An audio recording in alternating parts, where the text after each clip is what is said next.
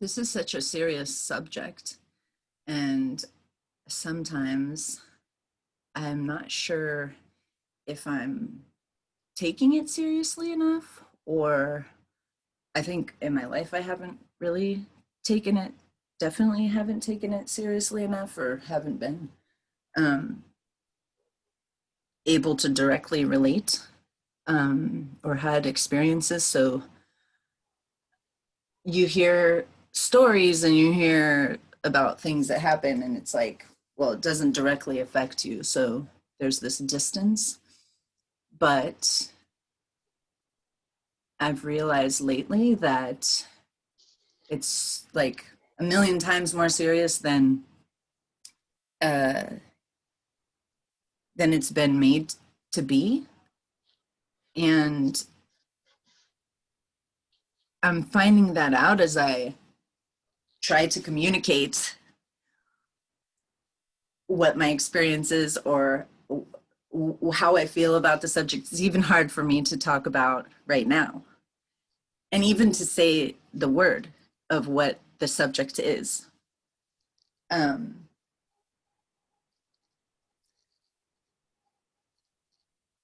the subject is racism. And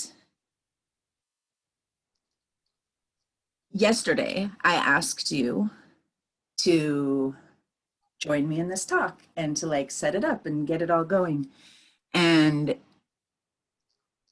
there was a moment of like where I felt like maybe I wasn't taking this whole experience serious enough, and that for you it's a lot more difficult and a lot more serious than I could express or even comprehend.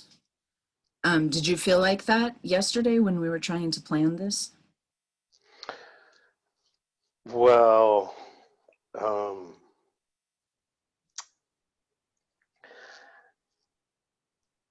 having lived in America for most of my life, I'm used to this society and other places. It's not only confined to America, but other places, um, not taking it seriously because, yeah, it doesn't affect them. Like, if you ask someone that only rides a bicycle, how much is a liter of gas or a gallon of gas, they probably don't know because it affect them. They don't often buy gas, so they don't know what it is. Um, and I wouldn't get mad at them for not knowing immediately that it's 20 euros or it's 2 euros or it's $5 a gallon or whatever. They don't have a car, they never drive a car, fill up a car. It's not relevant. Um, yeah, of course, being a citizen in society with other people, hopefully our lives are a little more relevant than a piece of machinery that you don't use. I mean, I also don't know what the price of a tractor is on a farm. I don't own a farm. I don't need a tractor. I don't know how much they cost. Um, but uh, but I do care about like the ethical treatment of animals on anyone's farm, regardless of the cost of the tractor. Um, and that's because I care about animals. So yeah, but I mean, it's not like I'm offended by someone not thinking about racism every day. Not everyone is going to be an activist or a crusader um, on that topic, and that's what makes the people who do live that life exceptional. You know, like some people are like, "Oh, thank God." Yeah, but a nun is always thinking about God, right? So she's devoted her life to thinking about that subject. Mm. And that's what makes her unusual compared to the average person. Um, Yeah, so I wouldn't blame every single person, like, why aren't you on the same level as a nun yeah. or, like Mother Teresa or, some civil rights activist? Yeah. Yeah, but at the same time, it's like, well, this subject is happening or is predominant in like everyday experiences, like everywhere you go. And Oh, absolutely. yeah, and like I mean, in my mind, I thought, oh, I always take it seriously, and I guess in the '90s Yeah.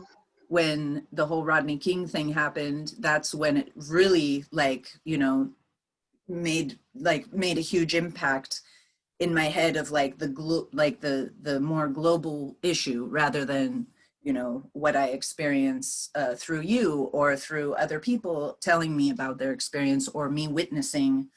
But like when that happened and all of uprisal happened like in my time and I could see it, Right. it's like, oh, it's so serious. But at the same time, it doesn't affect me in any way nearly, like it's not even mentionable how it affects me compared to how that affects you. Well, especially because of where you lived at the time. Like if you're talking about the LA riots, I mean, you were in the Valley, and which is a safe suburb, and and on the and so that wasn't by coincidence that you didn't feel affected. They put the National Guard blocking the path from urban Los Angeles and getting into the Valley. They put tanks across the road and blocked that path. So if you wanted to go from South LA to the Valley, to those suburbs, there would be a checkpoint. And they would say, like, do you live here? Let me see your ID. Okay, you can pass. Or, if it's a carload of gang members or something, I'm sure they would turn them away and say, no, you can't go to Sherman Oaks. And that's to protect the tax base, and who they're really meant to protect and serve. When it says protect and serve on the side of their truck, the whole issue with police violence and police killing uh, people, whether they're innocent, guilty, high on drugs, armed, or whatever, um, is that they do not protect and serve equally. Right. It's like they protect and serve certain people. They protect certain people from other people. And if you even look at the history of the police department in the United States, the first police department was connected to slavery. It Mm. was to serve that institution, that business. Um, so it's kind of like a security guard at a bank.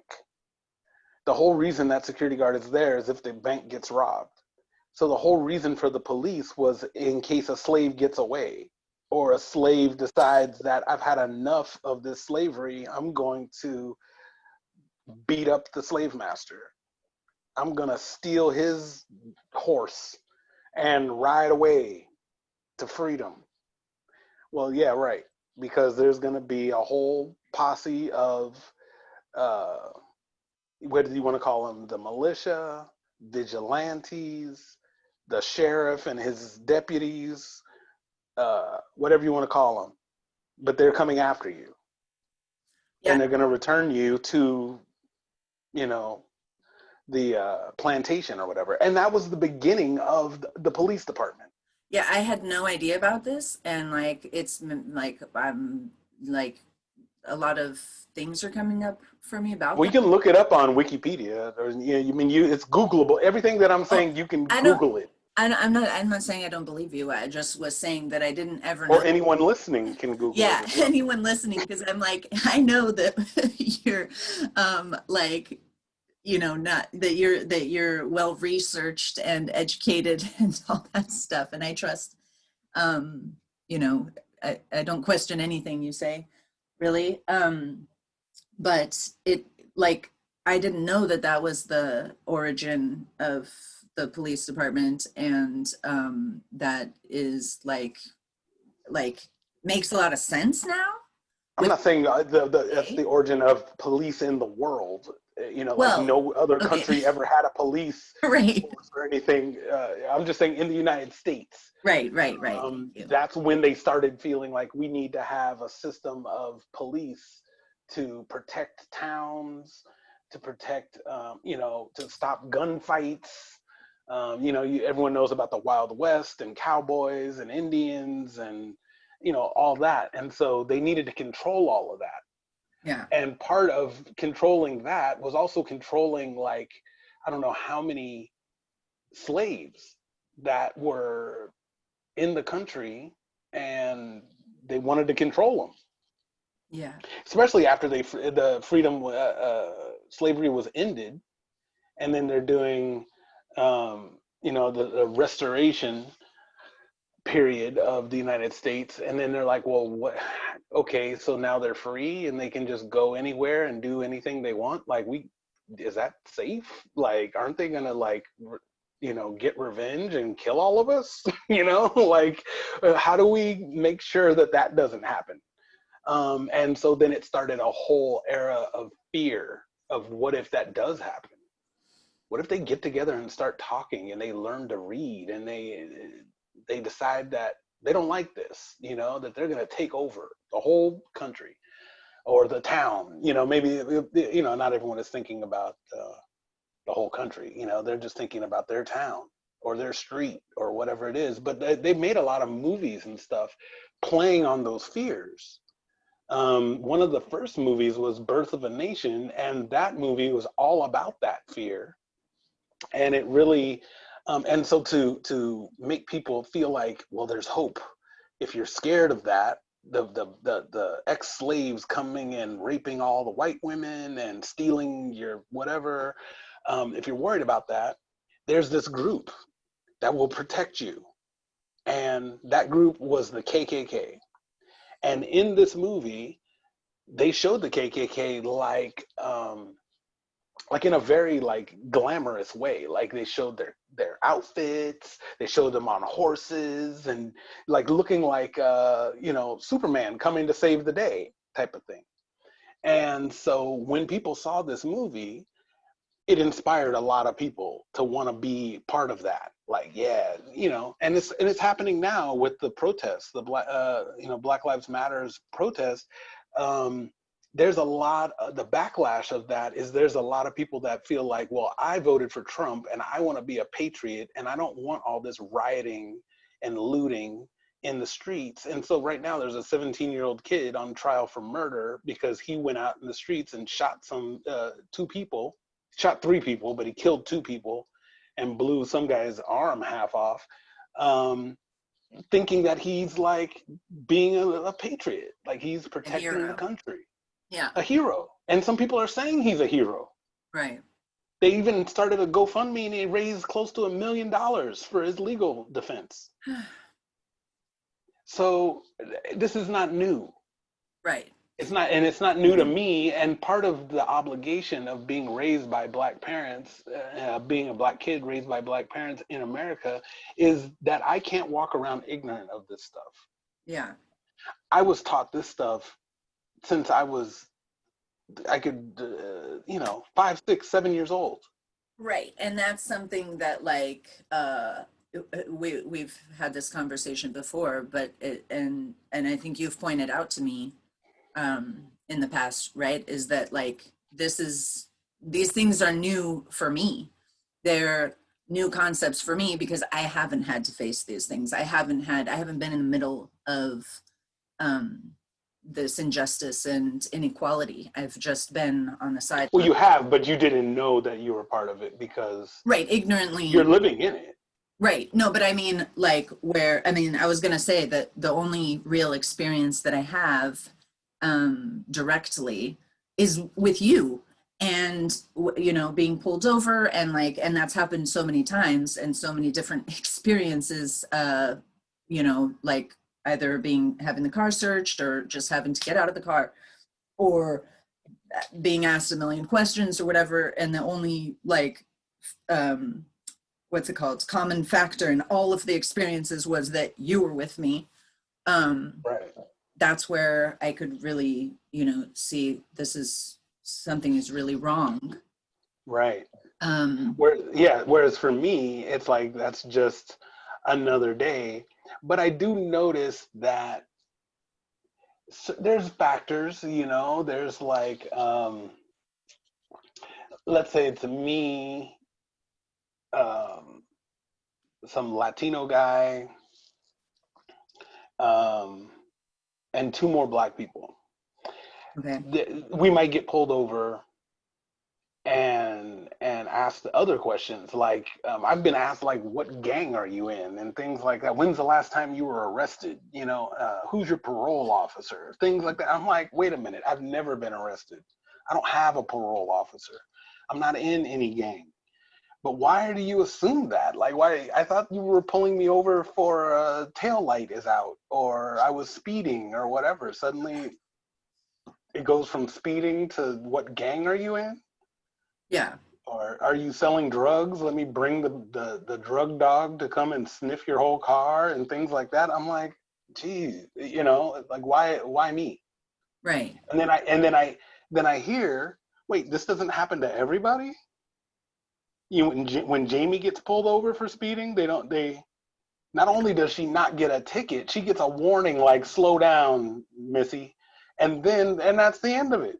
She Yeah. doesn't get pulled out of the car on a winter night, freezing her ass off on the side of the road. She doesn't get her car searched. She doesn't get her ID taken and searched for warrants Or humiliated. or any of that. Yeah, none of Yeah. that stuff that happens. And so, but for me, it's like that's to be expected. Yeah. Like It, you're it would be it'd be exceptional if it didn't happen. Like, right. whoa. Right. Like if because you're pretty much almost instantly, uh, I don't know how much of the time, but looked at as a threat because you're Right. And but that's why I brought up Birth of a Nation, because it's like, yeah, we were seen as a threat ever since basically they ended slavery. Like, we're a threat. aware of this, right? So we're not like consciously aware of this as white people oftentimes like walk Well, the typical thing where walking down the street and there's two black guys and a white couple and the wife or the husband says, "Oh, grab your bag."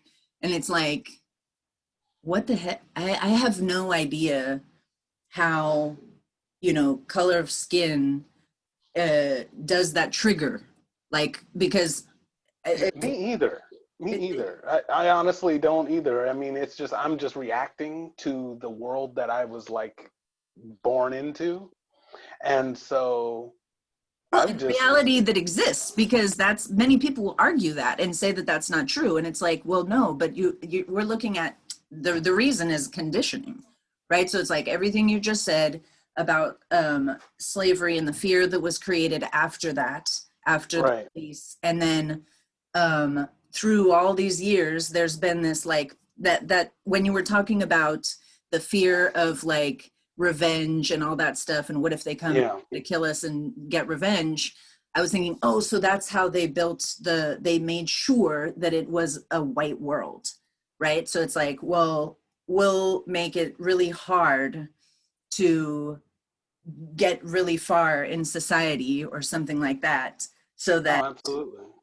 and then but then we're born into what's been created for the last hundreds of years, and Right. we have no idea because nobody told us about this. Nobody taught us about racism. Nobody explained any of this to us. Actually, we're taught to believe that it's not real and that it's a big phony, like, oh, stop complaining about slavery. And it's like, what the heck?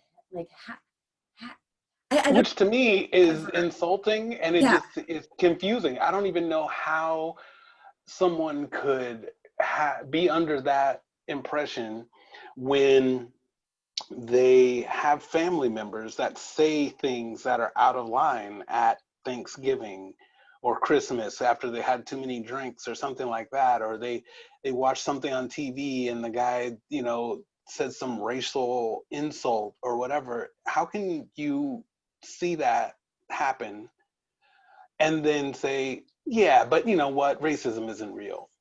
It's like, well, that guy just called that person some insulting word, Right. or the KKK exists. Right. So if racism wasn't real, then the KKK wouldn't exist. Right. Like Martin Luther King was killed. He was the Right. most peaceful civil rights activist, and he was killed. Yeah. So imagine if someone was really like he's saying peace. You can beat us. You can send attack dogs, water hoses, whatever. We're gonna like Gandhi. We're Yeah. not going to hurt you. We're not going to get revenge. We're going to beg and plead with you to please be nice and please be fair.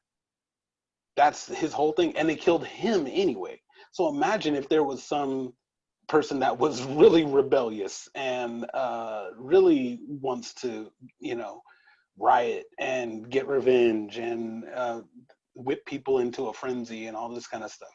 Um, I don't know how anyone could see all of that happening and then and still say, but racism is not real. When there's like lynching. Do you know that they used to have lynching postcards? Mm. Like a picture of a lynching on one side, and then on the other side, you can fill it out and be like, "Wish you were here. We're down in Tuscaloosa, Alabama. Yeah. We'll be home soon from vacation," and that was acceptable.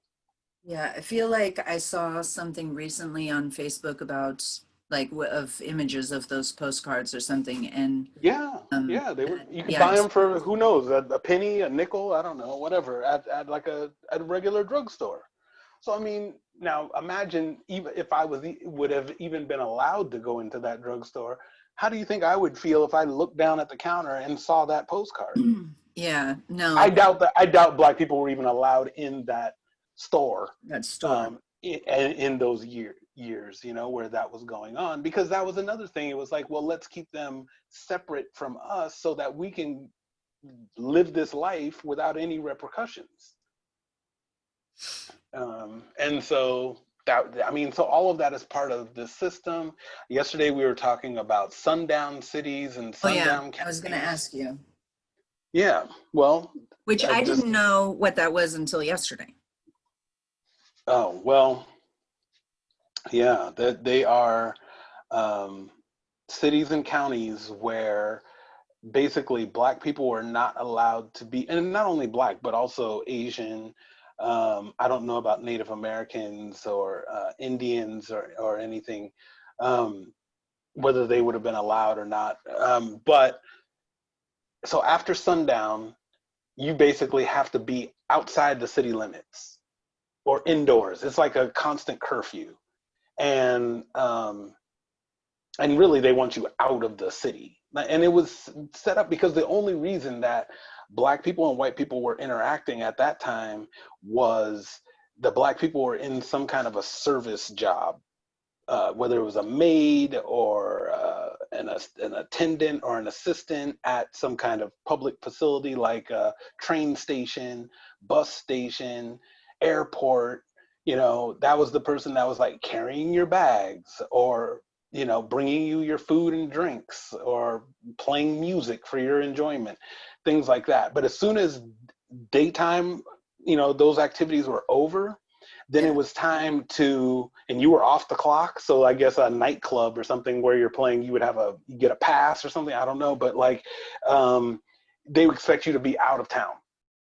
And if you're driving around or walking around after dark, whether it's the sheriff or just a local group of enthusiastic young men, they would tell you to, get out of here, and be violent. They would kill people. They would hang people, lynch them. And the sheriff and the deputies would be part of this. Like yeah, that was the role of the Klan, that they were like, we're going to keep the streets safe with law and order to make sure that there's no black men walking around and making it unsafe for our women folk at nighttime. So after work, you have no reason to hang around here. yeah. And And you definitely, oh, go ahead.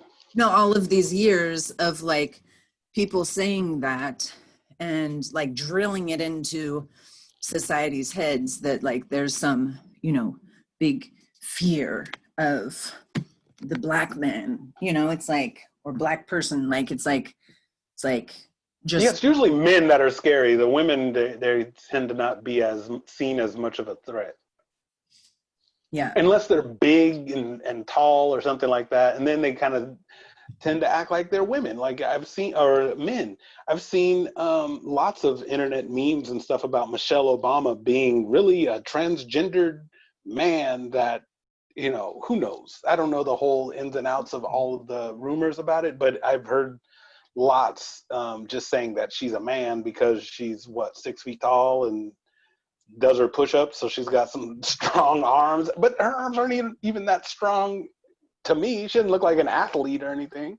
yeah, But I mean, the women that are in the Olympics look way more fit than Michelle Obama. But then for whatever reason, they're claiming that she's a man. And it's not the first time I've heard that about black women. Like if they're, you know, I don't know what it is. I don't know if it's being more muscular, being taller, or just see they, you know, people think that dark skin suddenly makes you more powerful or something like that. I don't know what it is, but for some reason, you know, Marilyn Monroe is seen as like a beautiful icon, and Audrey Hepburn is a beautiful icon. Let's make a poster, put her on the wall. There's no black woman that I've ever heard any white people say. I mean, of course, you know, recently, but I mean, we're talking classic beauty. When you hear the term classic beauty, do you picture any black woman? yeah, I've never heard anyone say that. yeah, Um, you know, and I heard recently a thing about the Medusa turning people to stone and making people scared, right? And then I also heard a thing where it was like, yeah, but that was taken from a woman with dreadlocks. It wasn't snakes, it was dreadlocks, and they just made the dreadlocks into snakes to make it kind of like a literary um, like, novelty, I guess, like make a story out of it. yeah, because it's mythology and Right, right, but it could be that just Medusa was like this scary black woman with dreadlocks, and if you saw her, people would stop and stare. Because believe me, I've walked around with my dreadlocks, just going to the local grocery store, and people stop and stare, or they'll you know, they have all kinds of reactions, and it's like I just want to be invisible. Like I don't want you looking at me. I don't want your attention, whether it's good or bad. Um, yeah, I just want to be a, you know, normal person going about my business. But because, you know, if it's not my skin, it's my hair. If it's not that, it's the way I dress. If it's not that, it's the way I walk. I mean, I don't know what it is. Why am I so fascinating? Like, just, can't you just leave me alone? Like, I don't want your wife. I don't want your women. I don't want your house, car, wallet, nothing. Just, I want to live my life. in You peace, know, yeah, and free, and that's the thing is that peace like, and free. Like if free, like I can't even go running at night. So I know some people like to wake up really early and go jogging before the sun comes up, or they at dusk after dinner they go for a jog. To me, that's dangerous because if they see a black man running around whatever area, there's a possibility that the police are going to pull up and think that I'm running from a crime scene, that I match the description, that I just mugged somebody or robbed a house or who knows what. And if I have headphones on, I might not even hear them say stop, halt, and whatever. So there's a fear in the back of my head that I'm going to just get shot in the back. Just randomly, I'm running down the street listening to my favorite song, and then all of a sudden, boom, I'm shot. And right, it's some sheriff saying, I warned him, I said halt, and he didn't listen. And so I thought he was the, you know, criminal of the century running around, running away from the crime scene. And I wanted to be a hero. yeah, so every day you have to like, I have that's to be something conscious of it. I have that, to like look like a runner, wear proper running gear. I can't just run in just whatever kind of clothes. And some kid learned that down in Georgia, and some dudes in pickup trucks chased him and, you know, shot him, killed him because they thought that he was some kind of a thief. And so it's like, yeah, you have to wear Nike running tights and a jersey and some running shoes and like brightly colored, don't not black. Yeah, Reflective. reflective. Like you have to look like, you're gonna join some kind of a sporting team to make it obvious that, look, I'm running for exercise. I don't have any pockets. I don't have a backpack. I have a gun in Yeah. my waist, No. like. Yeah, and when you say that, it makes me think, and it's something, it's like you have to like dress or like put on a costume or Oh, all the something to time. like And my fit. dad told me, growing up, that he called it the monkey suit. So he was like, because I would ask him, like, why do you always wear a suit? Why do you always wear like formal clothes, slacks and a nice sweater with a button-down shirt with the collar coming out of the sweater? And why are you dressed like Bill Cosby, basically? And Yeah. and he told me, because I mean, first of all, I like these clothes and I'm comfortable and whatever. But there's two reasons. One, these outfits show that I am upwardly mobile, like I have some money. So I'm obviously not a Uh-huh. beggar. I'm not a working class guy. But second, it also separates how I'm treated in society. So Yeah. if the cops say you match the description of a thief, and it's my dad walking down the street wearing a three-piece suit, well, that seems pretty obviously incorrect, right? Because how many people rob houses and things in a three-piece suit Right. and hard dress shoes Sorry. and a fedora? Like, You know what I mean? Like, yeah, who walks around like that robbing houses? Now, maybe like, back in like 1930, they did. I don't know. You see all the old James Cagney gangster movies, and they're all dressed in suits, even when they're like holding machine guns. yeah. But in this day and age, that's not the case. And so, Super unpractical, like climbing up to the third story window. Like, yeah, wearing like church shoes and a walking cane and like all this uncomfortable clothing, you're like ripping your pants as you try to escape and stuff. But anyways, so he would call that the monkey suit, because that is the suit that like can trick people into into their conditioning. If you speak with authority and you're wearing a suit, people assume you know what you're talking about, yeah. that what you're saying is legitimate. If you say, I have a permit to park here, they say, oh man, this guy in a suit said he had a permit, so should be fine. Now, if my dad showed up in sweatpants and a t-shirt and some old running shoes and say, I have a permit, they're like, yeah, right, buddy, you probably don't even have a car. They treat us like a totally different way. Yeah. And so it's like, okay, well, this is the system. This is how we manipulate it. You want them to, like, it's almost like a con man. You put on Right. a costume. It's like how you can get some power, right? It's Oh like yeah, the yeah. power It's like is, if you suddenly put on a priest outfit, priest collar and black right. shirt and black slacks, and suddenly you're like, oh, they're like, ooh, excuse me, father, have a great Yeah. day, Or judges. Yeah, judges' robes, and then all of a sudden they're like, ooh, that guy can put me in jail. I better, be polite or whatever.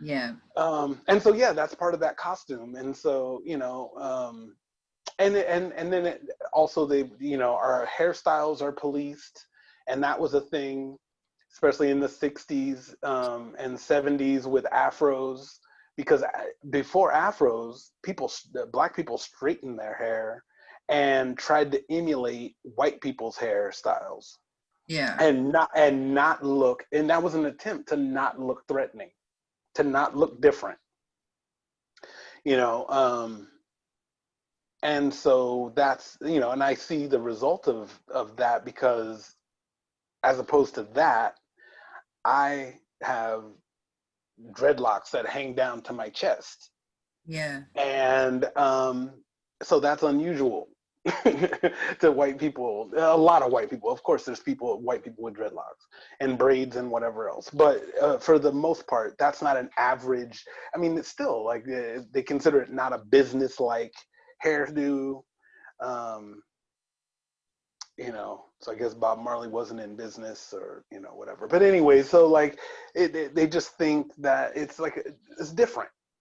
Now, there's different ways that I could approach that. Like I could have like a conservative version of a haircut that would be non-threatening. So there's a whole list of things that I could do to try to be non-threatening. So I could wear a suit, I could get my hair cut a certain way, I could drive a certain kind of car. There's the way I talk, like Bryant Gumbel. There's like a way that's like non-threatening, like, oh, you're one of the good ones. I've heard that. You're one of the good ones. I've never said that to any other race of person. Yeah.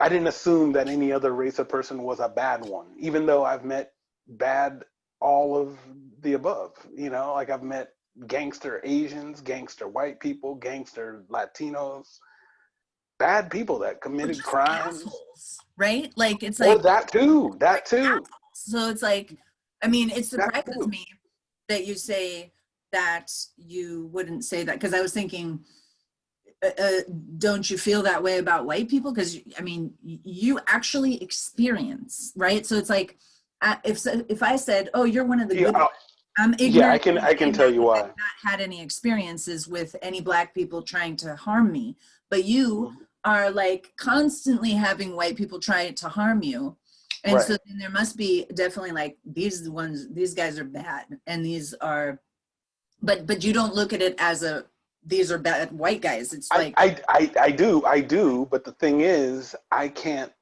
assume that this person that I think I'm getting the impression that he's a good white guy or a good Asian guy or a good whatever guy. I can't assume that that is his true colors. Yeah. Because I've been deceived. And that can change. Right? That can change. Not only like they can have an experience. I mean, they could get a divorce and their ex-wife marries a Black guy. Suddenly they're like, they change their whole attitude. Yeah. In life, and then suddenly and so I hesitate to give them a label. Like to judge. Like you're one of the and I mean, and honestly, every time someone has said, "Ooh, you're one of the good ones," I was like, you don't know me. Right. Like what good in what sense? Because I got the suit on. You fell for the trick. I got a 3-piece suit on, so now I'm a good one. Right. What if I change clothes? What if I grow my hair out for 4 years? Right. And then what? Now I'm a bad one? Like, how about your opinion doesn't count for shit? Right. Good or bad. Exactly. Yeah, so that's why I think that's general nowadays I'm learning is that like we really think that our opinions matter at all. And that's why I just wanted this to be like a normal conversation, because it's just like, normal conversation happening. It's not like, these are my opinions, kind of thing. It's like, there's too much of that going on in the world. Like everybody's so attached to their opinion and their judgments. And I have a natural tendency to judge, good or bad or whatever, with my personality type. So but it's just kind of like your press, it's like the press for someone that's famous and they say, don't believe the good reviews or the bad reviews. Yeah. Just keep doing your best and in your field. Like if you're an actor or a singer, like not everyone's gonna like your singing or your guitar playing or whatever it is. Matter. You can't just believe, oh, I'm a horrible guitar player because so and so doesn't like the songs I played, and then someone else really likes them, and you're like, I'm the best guitar player in the world. Like you'll drive yourself crazy.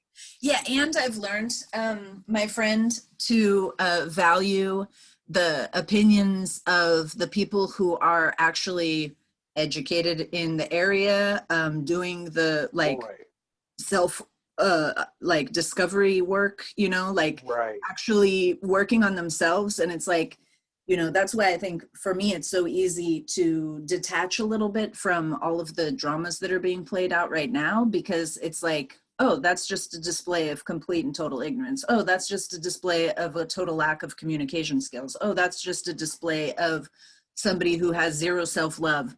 that's a display of somebody who has no experience, you know? So it's like, none of that Yeah, shit matters to me because there's nothing behind it, you know? And right.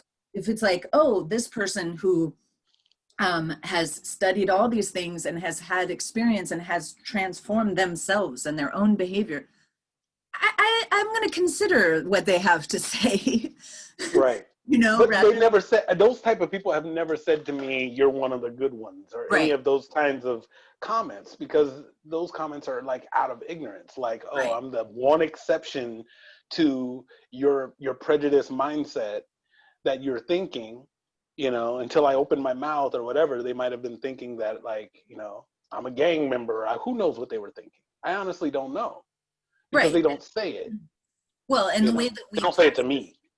right, and the way that we experience life is usually, you know, first with our eyes, and then if we're blessed enough to have them functioning, and then with our like words and what we hear, right? So it's like, but the first thing is always like with what you see. And so all that stuff that we're talking about that has been like programmed fear and all this stuff, it's like, oh, there's a big black man. Like when there was a video of the guy being dragged out of his house because the alarm went off, Oh yeah, and I saw that. they took him out, and then there was this whole like argument back and forth on my news feed about how that was the correct protocol and that was this and there was nothing about, you know, it's like we Yeah, just that's the law and order mindset. and yeah, and totally, like, I'm like, did you miss the last part where he said, oh, I was probably, I don't know how Wyatt got out of hand, but you know, probably they thought they felt threatened, you know, because I'm a big black guy. And I was like, why would that threaten anybody?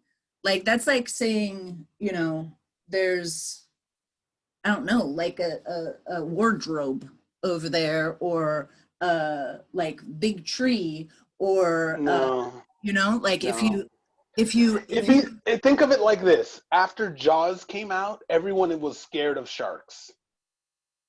okay. People got conditioned to be afraid of sharks. So if Oh, you right. said, "Here is a big shark," you don't picture the whale shark that has no teeth and Yeah. eats krill, right? You picture like on the movie, like a great white shark with huge sharp teeth that's gonna tear you, limb to limb, because the best treat in the ocean, I guess, is a human, and so this shark is immediately gonna attack you, and so that's kind of like the conditioning that, But I didn't get oh, the shark movie part. Like that's the thing is well, I don't get the yeah, you shark. didn't get the conditioning. Well, because Birth of the Nation was a warning movie, kind of like, it was like a horror movie, like, oh my God, the freed slaves are coming to take everything you love. Right, right. And Going I back mean, to what you said. well, yeah, and there's been other movies since. It wasn't just like, 100 years ago, here's this one movie, and then that served the purpose all the time. No, it keeps getting reiterated Yeah. over the years, you know. And I mean, even right now, Donald Trump is running a campaign, and he's telling everyone in his speeches and in his commercials that if Biden and Kamala Harris become uh, president and vice president, that the suburbs are going to burn down, that your children are not going to be safe, the economy is going to fail, you're going to be broke, Oh yeah, and there's going to be they used images from here. Yeah, yeah, and so that's the same kind of propaganda of saying that, Right. like, I'm the law and order candidate, and he said it many times, and so and everyone hears, they call it a dog whistle. Everyone hears the words, but they know what it means. It means we're gonna keep the same system in place, like Yeah. it's always been. It's gonna be like the 1950s. And once those riots get out of hand, we're going to send in the National Guard, the sheriff, the dogs, the whatever we got to do to make sure that we get law and order, like everything in a row, everything in its place where it should be. Yeah. And for Black people and Mexican people, that means, you know, probably not in the boardroom, definitely not in the White House, and also not walking the streets at night, and also not dating your daughter, and also, not being your boss. So there's when he says I'm the law and order candidate, and that, so people that are into that idea, they're like, well, you're the guy for me. And then he also sells them on the idea that Biden is going to let open borders. You're going to have gangsters from South America just flooding into the town and just taking what they want, doing whatever they want, selling all kinds of drugs, killing your family. So yeah, that's scary. So definitely. And so the concept of what they're selling really is like more of a white world. It's like, we're going to Exactly. keep the world white, and Yeah. we're going to keep the system under white power, and we're going Yeah. to keep the, yeah, And the only BIPOC exception, in sorry, fear. go ahead. No, well, not only keep BIPOC in fear, but also keep like everybody in fear, because it's like playing the fears off of each other. Of like, Except if they choose to play the game and be one of the good ones. So if I which means decide to cutting your like, hair. oh yeah, cut my hair, wear a suit, wear the right suit, put a little, American flag pin on my lapel, and repeat all the talking points of the Republican Party. So I have to say that, oh my God, racism doesn't exist. Right. I have to say that, we need lower taxes and blah, blah, blah, blah, blah. All the same shit that they say. Now, if I go and I do that, then they'll probably make me a token. Right. They're happy to have that token black guy to say, this is my black friend. This is a good example of what they should aspire to be like. And that's the only way. That's the one way to manipulate that system. Yeah. Which is, I don't know how satisfying it is for those people that are actually doing that. Like I don't think that they're happy. It'd Right. be interesting to check the suicide rates amongst those people, but you know that's one way to go through life in this world. Well, and going back to the fact that it's like maintaining the white world, and that I didn't even know, and that was something like growing up that was so clear for you, right? Like you said, I've had these experiences since I was a kid. I've been Mm-hmm. dealing with all these things, and like I just recently realized what that means, like that we're living in a white world, like where it comes with the understanding of Black culture. Like, why don't I know all these different things about Black culture? Because it's not a Black world, it's a white world. So like, Black people who have totally different culture have to adapt to, oh, okay, this is what all these restaurants provide, this is the music that's in all these places, this is what kind of this and that, everything that Yeah, is around culture is like, Black people have to adapt to that, to the yeah, white or preference, leave, or leave. or leave and go to the very few places. Well, now, Oh, I mean, leave the country, oh, like leave the yeah, United States, and yeah, and there was an attempt to do that, and the U.S. promoted a country in Africa, and the right, name of that country is Liberia, and so that was set up as a place for African Americans to go back to Africa and be African. And you can wear whatever clothes you want. You can listen to whatever music you want. You can eat whatever you want. You can run up and down the street. You can do whatever you want to do, but go do it over there. Like, don't do it here. And that was the plan. And that plan obviously, didn't help because I mean, we don't need to get into like discussing all of Liberia, but the thing is, obviously, there's still Black people in America. right, And so, yeah, we have to adapt. We have to do things a certain way. We have to, or suffer the consequences. I mean, yeah, code switching is a thing, yeah, which a lot of people don't know about. They think, oh, you're one of the good ones. You talk like this. And it's like, yeah, not all the time. I talk like right, this when I'm talking to you. right. No, because, right. and I think that's something really important to touch on here, because what ends up happening in that is like, oh, you talk like that when you're talking to me, and then you talk a different way, and oftentimes that different way is judged as like less educated, ignorant. ignorant, Yeah, exactly. And just like they do in the movies to like, oh, make the black character not speak good English. And it's right. like, we've been doing this book club, me and white supremacy, for a few, like, I don't know, a few months now. And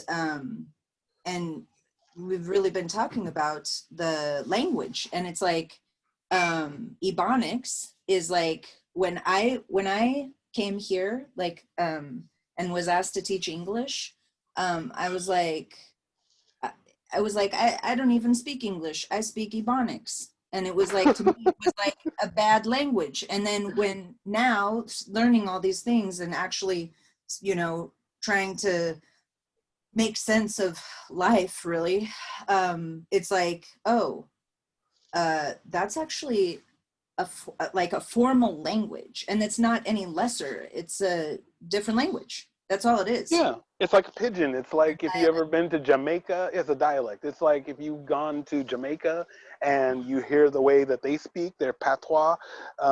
Yeah, it's some English words, it's other words. If you ever go to Curacao, they speak Papiamentu, Spanish, and English and Dutch.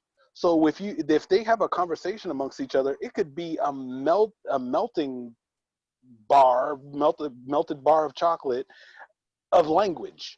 So they'll say some words in Spanish, some words in Papiamentu, some words in English, some words in Dutch, all in the same sentence, all in the same paragraph. And everyone there understands it. Um, but if they're talking to someone that's like from England or from the US or whatever, then they're going to speak English.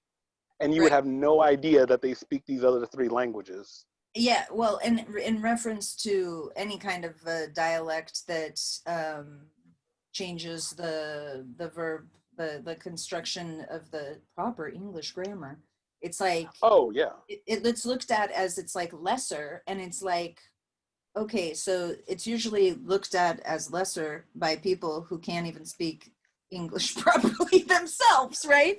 Like me, Well, yeah. you know, like when Right. I was saying I can't even speak English, it's like, yeah, because I misused, I would say I haven't went. Like somebody who says that, Right. like, oh, I haven't went to the store, it's like, you have no, check yourself, because you can't, you're in no position to judge, right? Well, and it's for oppressed people that changing the language is kind of a form of rebellion. It's like we're Yeah, not going to talk like the Queen of England yeah, as a form of rebellion, and Americans do it too. If you want to like compare that rebellion, Americans do it versus the English. I mean, we even do it in the way we measure with the imperial system versus the metric system. The rest of the world uses the metric system, and we're like, fuck off. We're gonna measure things in feet and cups and quarts and whatever, and none of it makes sense. You have to memorize all these calculations, but just to show that we're independent and strong and whatever, we're not going to use the metric system. And also, we're not going to use English spelling, like for the word color, um, COLOR instead of COLOUR. You know, yeah, why do we change all that? And there's many examples of things that Americans have changed. You know, we're going to drink coffee, not tea. I mean, just a million things. Or if who drinks tea in America? Women. And then so we see it as kind of like a dainty thing, a weak thing. If you're a strong guy, you want a cup of black coffee. You know, like I'm tough. I'm yeah, John Wayne. You know, and so there's just a bunch of things. And so yeah, black people, they did develop their own. And I mean, not to mention, like, slaves weren't allowed to read. So it's not like they just were rebelling. They were reading Shakespeare and they just decided to come up with a new language. Like, they weren't allowed to read. So there is a lack of education, or an education gap that has to be filled in. And yeah, not everybody can code switch. So there's some people that only speak that patois and only speak that dialect, and they don't know how to, if they have to go to a job interview or appear on TV or something like that, they can't just switch and sound like Bryant Gumbel, right. you know? So but that's a power. Well, and I that's, mean, you know, that's a power to get along in this world. It's almost like putting on the three-piece suit. It's like, Right. oh, I'm going to put on my white voice.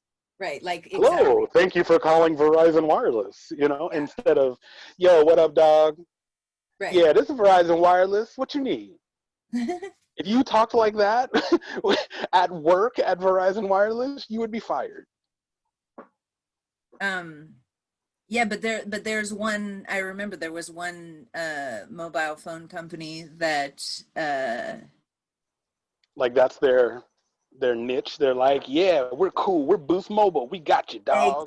exactly. Yeah, But and so that's insulting yeah, because the who's the CEO of Boost? yeah. Like it's So not a black company. yeah, yeah, exactly. They're trying So to get our money, so they're like, yeah, we got you. Come and sign up with us. yeah, yeah, exactly. So that about code switching and stuff. It's like necessary to feel like, or to have power in the white world. And the same Right. thing with the hair. Like when you told me Yeah. about the whole like Supreme Court thing, I Oh didn't yeah. believe you. Because I really don't understand. Everything seems so ridiculous to me right now. I mean, especially with what's going on, in politics today.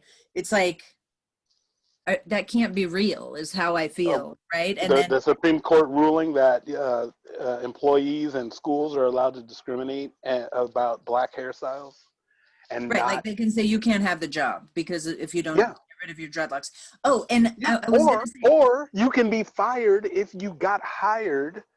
You worked there for a year and started growing your dreadlocks or your afro or your whatever black hairstyle. There's a bunch of different ones, braids, all kinds of stuff. If you did any of those while you were on the job, they at first they were thinking that they couldn't just outright fire you because of your hairstyle. Like performance is great, everything else is fine, but your hair is just too much and you're fired. yeah, That was called discrimination. But then the Supreme Court ruled that was acceptable. right, And right. so now Hmm, you could have gotten hired with a short hairstyle, and then over the course of your employment, you grew your hair, and suddenly it's a problem. yeah, yeah, So now we're regulated, and so I guess I don't know if some white guy could grow his hair, long like a rock and roll, singer or something, and it would be fine. Maybe that would be a problem too. I don't know.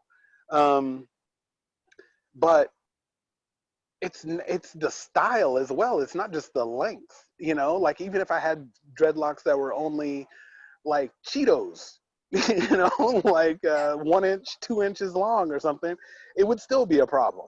Right. Well, and that's the whole the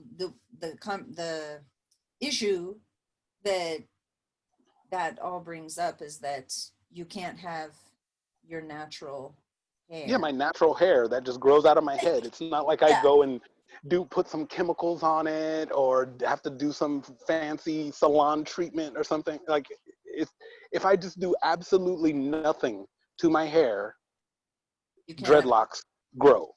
yeah. And then you can't have a job, and you can't work in the system, and you can't Well, part of, I can't work in a white company. I can't work in that system. But right. that, That's right.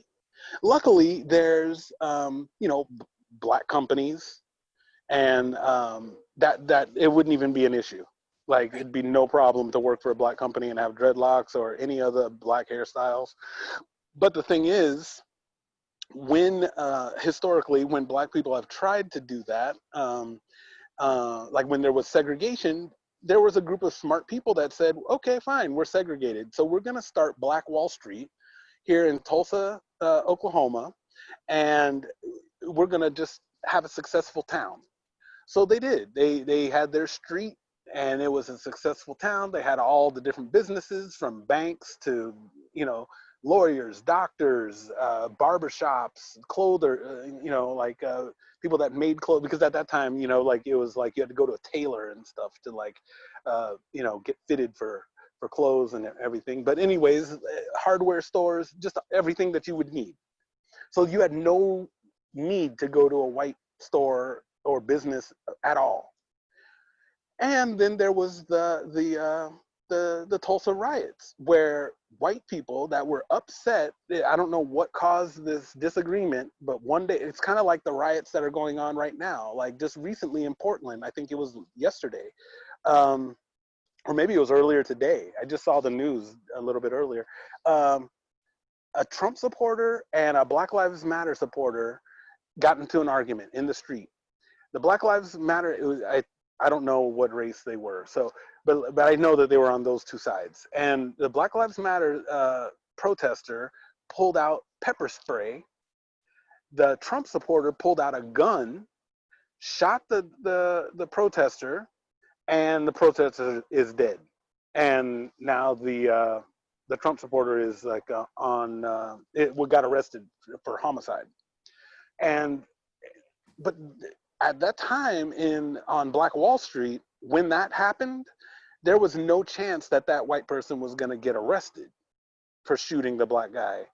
And as a matter of fact, they shot hundreds of black people at that time and burned down the whole street. All those businesses I was talking about, they burned them all down.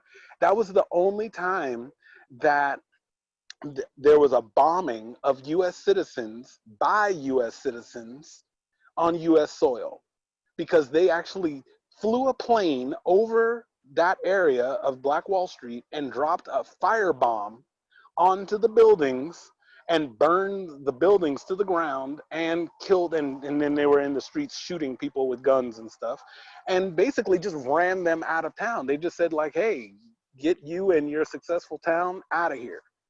And it still hasn't fully recovered, because there's still black people in that area. Multiple generations later, some of the people they remember, they're like, oh, that was my great grandma, and my grandfather was killed during those riots, and blah blah blah. And those people still live in Tulsa. Yeah. But yeah, so that's part of the history of like, so if you don't play the game and wear the suit and cut your hair and talk a certain way and go and work in the white world, and you decide okay, let's have a black business, it's like, well, how successful? It's like you're waiting for the shoe to drop. Okay, so I'm gonna have this great business, it's gonna be super successful. When is the next Tulsa riot gonna happen where they like run me out of town, run me out of business? Right. And now they've got what is it, cancel culture, where, well, now they don't have to burn down the business, they can just spread rumors or whatever it is and get you canceled, where like now you've been blacklisted. And I mean, I don't think it's a coincidence that the term blacklisted means that, but I don't know the history of it, so I can't say for sure. But it just seems like everything black is like bad luck. Black cats, Black Friday, black everything. Anything black, it seems like it's bad. Yeah. In that white world, So, anyways, yeah, that's the thing. And so it's like kind of like, well, shit, what do I do then? Do I really want to go through the effort to make a really successful black business in America? Yeah. Is it safe? Is it worth it? Is it going to endure over the generations, or is it going to get sabotaged again? Like, maybe I should make a successful black business somewhere else. Yeah. A different country, where it can't be touched by this scourge of racism. It's like, okay, well, let me get my education in the States and then open a business in Nigeria or Ghana or Jamaica or Trinidad and Tobago, or someplace where I don't have to worry about that. There's not going to be a posse of white dudes coming and burning down my store. And ironically, that's what the white people are afraid of now with these riots. They're worried about Black Lives Matter coming and burning down their store. Yeah. So it's like, well, how do you reach that unity? Right. And so a lot of people are, they're asking that question, how do we reach this unity? And I'm like, well, before you discuss like how to reach it, I think people have to decide what are their real intentions. Do they really want unity? Um, that's the first thing. Because, I mean, if you just are kind of like 1 foot in, 1 foot out, wanting unity, like I want unity, but I want it over there, or I want it really comfortable. Yeah. Or I mean, do you want unity so much that like your son-in-law is black, or your boss is black, or the president is black? Um, and all kinds of black, not just the kind of black that you're comfortable with, not Yeah. Bryant Gumbel. Yeah, Bob Marley is the president, okay? Whatever, like he doesn't drink scotch, he smokes weed. Yeah. And he's like, yeah, man, we're going down to the, whatever. Like he talks the way he talks. He doesn't talk like you talk. Right. Like He doesn't dress like you dress, like. he was trained to like fit the white world again. Right, exactly. And that's uncomfortable. That seems like it's uncomfortable. And so when people say unity, it's almost like they want uniformity. And then that's what they'll be comfortable with that. Yeah. Yeah, exactly. Like I'll be happy if it's unity, but all the black people convert to white people, but like in their besides the skin, right? Yeah, Like exactly. if Yeah, but like the like food they eat and the music they like, and yeah, they have to celebrate Thanksgiving and Fourth of July right. and whatever else. Christianity, they have to, they have to adopt all of our customs. Um, but yeah, it's fine if they're darker than me. Yeah. But what No, if they speak a different language and have different customs and just do a well, totally different thing? yeah, I think that in the States though, that's pretty common is like we're this melting pot, but like everybody, like if you're like white and like whatever generation American, it's like first of all, you have no idea where the hell you came from. And second of all, any other culture is like an intrusion or a threat to the American culture. And it's like this identity, like everybody came from somewhere else. So what the fuck is the problem here? Like we're all different. We all came from different cultures. We all got all together and made all different, kind of people and stuff like that, and new cultures and traditions, all the stuff. But like, and I think that happens a lot of places where you're not native to that land. And so then it's like, I have to cling to whatever identity that I've created here for myself or they've created for me when I arrived. And then anything that comes in that could fucking educate, enlighten, like enhance your human experience, that's a threat. Because then what about my hot dogs and what about my NFL and what about my like Right, marching band bullshit? And it's right. like, really? Like you don't want to travel, see the world, and like experience new cultures, learn new languages, expand your sense of being? Like I never get that, but that's what it seems. They do, but they tend to want to go to places where they feel comfortable. So I mean, they're Yeah. fine with going to France and having a baguette, but they're not going to Nigeria. Yeah, well, and it's under it's in their terms, right? So it's like Right, in my terms, I want to go wherever and experience like what, but that's the other thing is it's like stuff that's sold to you. So it's like you're given these images of like, oh, what Tahiti is. It's just these empty beaches of palm trees and like white sand and coconuts. Like that's what Tahiti is. right. There's nothing, no people living there. There's no culture there. It's just these beaches and some, cocktail. And that's Well, me. yeah, and the cocktail is brought by some brown, Oh, right. pretty person, but they're very subservient, and they're not you don't have to learn anything about them or their language or their culture or anything. They'll just come and serve you. So Right. just, go to Tahiti and enjoy the beaches and the coconuts and whatever. And if you get thirsty, summon a brown person and they Right. will come and serve you, And treat So, and treat them like your servant. well, yeah, basically. And they'll smile. They're trained to smile and be really friendly and make you very comfortable because they're dependent on your tourist dollars. So they're not gonna, Right. complain. They're not going to seem scary at all. They've got their own monkey suit on. So they're wearing their aloha shirt or their whatever outfit. And they're like, hi, nice to see you. I'm so happy you're here. You know, and they got a big grin on their face and everything. And so, of course, because if they don't, they'll be fired. Well, and then people like feed into that. Like we just keep feeding this system of way things work.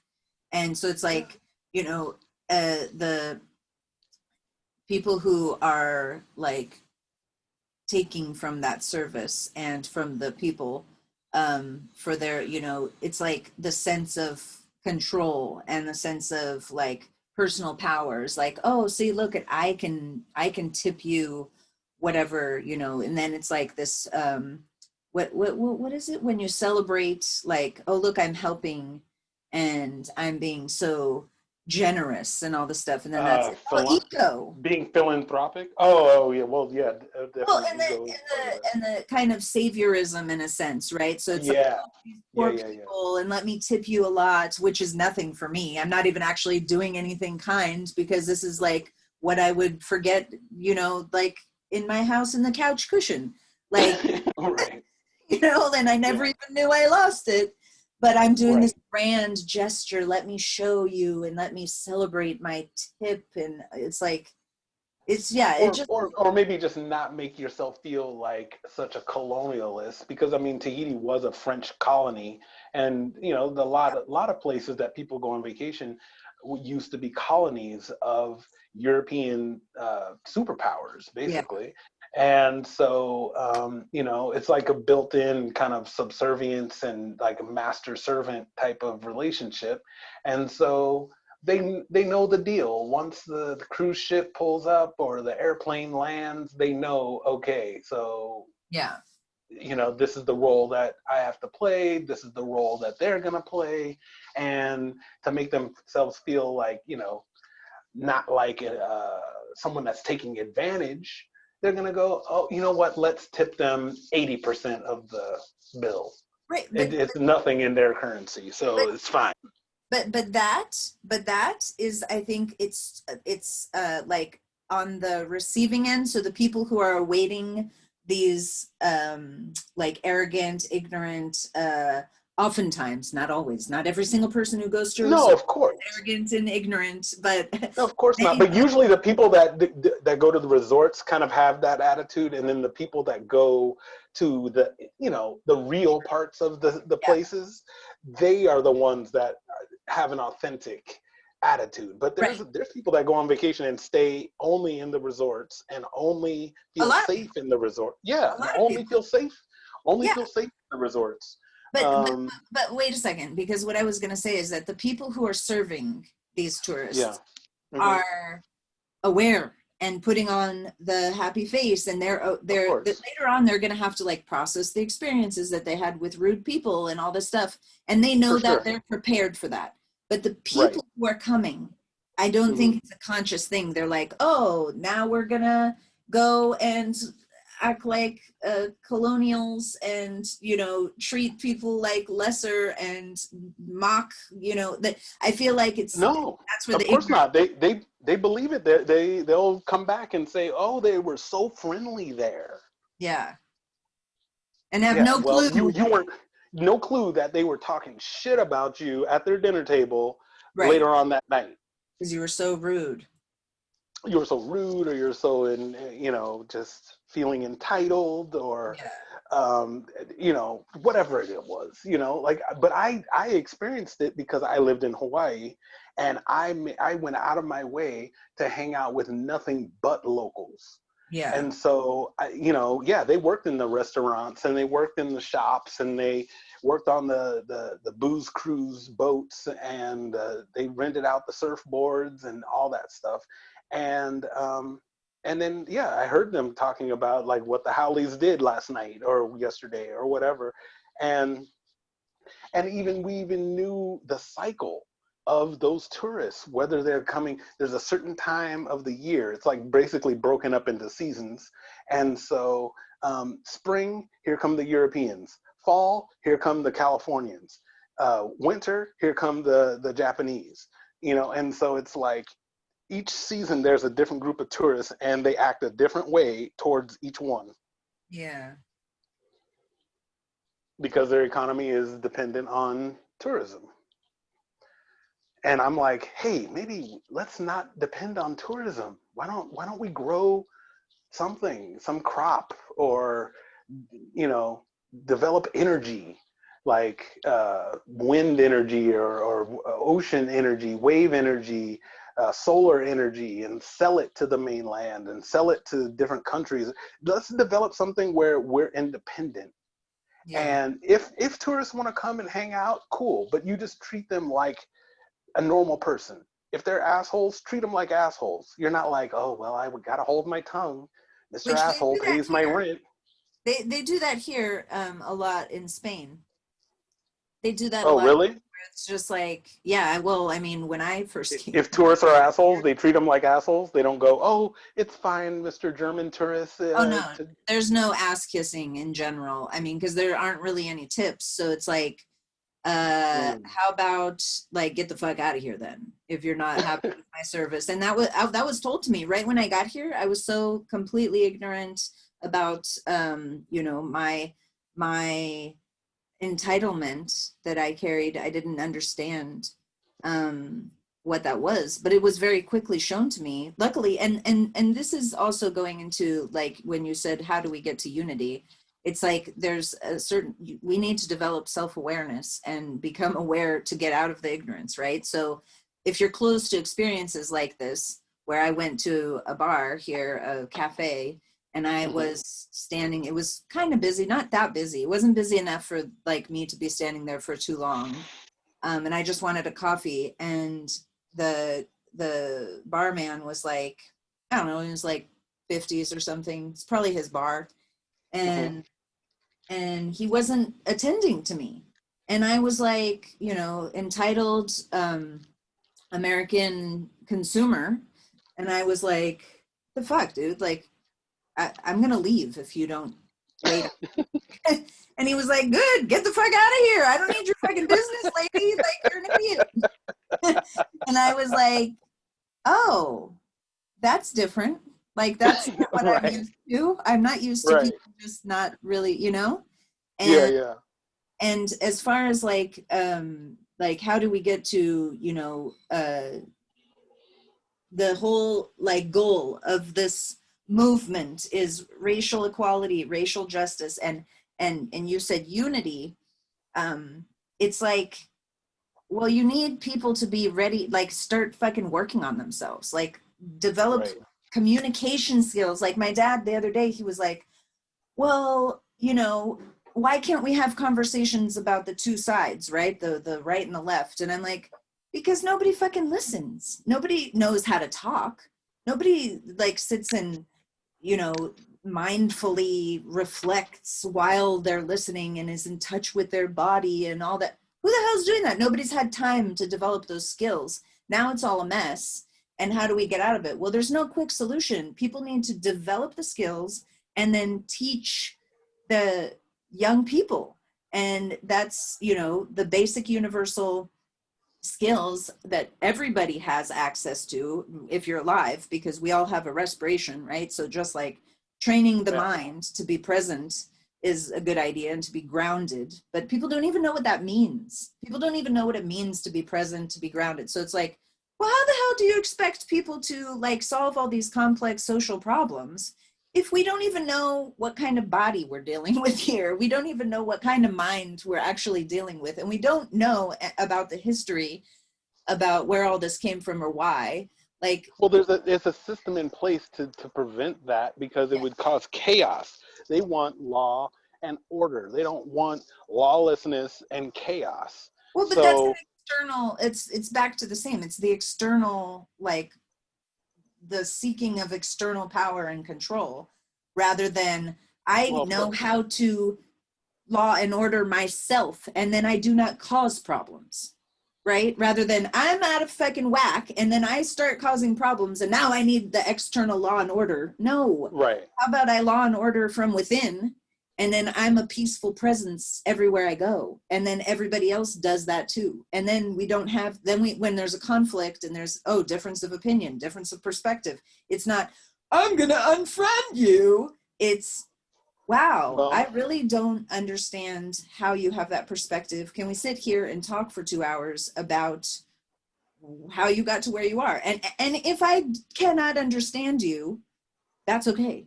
Like, I'm okay with me. I'm okay inside of me to coexist with a person who has a totally different experience, totally different background, totally different perspective. They think that, you know, I don't know, flamingos should be running our grocery stores. And they really believe that. Like, I will never understand that. I don't agree that that's going to work, but they're, to the day they die, they're convinced that that's how it should be. Well, I want to be able to like see past that difference and also be able to talk about, you know, architecture, or talk about, you know, oh, look, there's a person who just fell in the street. Let's go help them. Like, that's it. yeah, but see, all of those things, and that would be nice. In an ideal world, that would be nice. But then you have to remember that the United States was built on violence, Yeah. lies, the whole fact that we have a capitalist system. You have to analyze, what is capitalism? What does it really mean to capitalize on a situation or an opportunity? Like, and what is our idea of a good job in capitalization of that opportunity? So a lot of times it means exploitation. Yeah. And so you know, and then to delude the population, to delude yourself, and have things like, oh, Columbus is a hero. He came and discovered America, and he was nice to all the Indians. And then the Puritans came in boats, and they made friends with the Indians, and then they had a nice dinner together, and we celebrated every year on Thanksgiving. And But those are instilling their lies. need to wear these costumes and like Well, actually yeah. have this freaking thing indoctrinated. Well, of course, the kids, yeah, they're taught though, but those are lies, and the kids are taught those lies. And then when you discover that Columbus actually chopped off Native Americans' hands and forced them to mine gold to bring back to Europe, and the Puritans came and raped and killed the Indians, and lied to them, gave them smallpox, and cheated them out of land, said, hey, well, here's this new concept of capitalism. If I give you, you know, 5 stones, that means I own this whole forest over here. And they go, you own the land? Yeah, I have this paper that I wrote, and then you write on it, and I'll write on it, and then that means that I own it, and so then you can't be here. And I make a town or a house or divert a river or do whatever I want to do with it, and you can't be here. And if you are here, then you're doing a thing called trespassing, and Yeah, I have the right to kill you or right. force you off this land. And it's totally a different mindset and way of life than what the Native Americans were doing, and everywhere else that system has gone around the globe. That Yeah. same kind of conflict is there. So if you pretend that it was all love and friendship everywhere that system went, then you can't just go, hey, you know what, let's have some unity.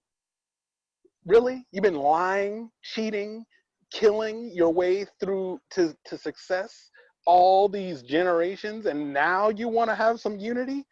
I Right. don't want to have unity with you. Right. But then that's my friend, that's very difficult because many people, you Well, know, but admit the lie. Admit well, the lie yeah, but first before we get some unity. the problem is that people, because we are here now, and it's so far, like we weren't, you know, there's no concept of like your generational like connections and the lineage, like people don't even grasp their own freaking lives here. So to go, like, so many times people will argue that, oh, you can't bring up slavery because I had nothing to do with that. I didn't have anything to do with that because we don't have a sense No, you of didn't. connection to the history of our country or of our whatever it is. People don't have that concept. So it's like, I didn't fucking do anything, and I'm not responsible for that, so I don't have to apologize for anything, and I didn't, all that shit. And that's where it gets really tricky Well, because yeah. Well, the thing is, that's not the end of it. You also benefit from that system. yeah, and that's what we're not So, shown, and I didn't right, see and until that's why really people are recently. tearing down the Christopher Columbus statues, Yeah. and that's why people, when you say let's talk about architecture, it's like, really? Well, then let's talk about architecture. Let's talk about Vatican City and where all those treasures came from. Hmm. The people from those native lands that filled the museum and the hidden basements and all that in the Vatican did not donate those out of a charitable philanthropic feeling. Or goodwill, yeah. No, it wasn't through goodwill. It was through the holy wars, the holy crusades, and the Vatican and the church, the Christian church, sent soldiers all around and killed people and brought back treasures. And Right. then And we go there and we admire that. yeah, you admire it and you go, oh, isn't it great? Isn't it beautiful? Isn't it wonderful? And Take pictures and send it to your grandma.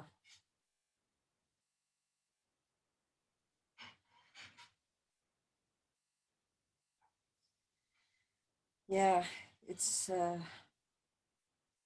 confusing world.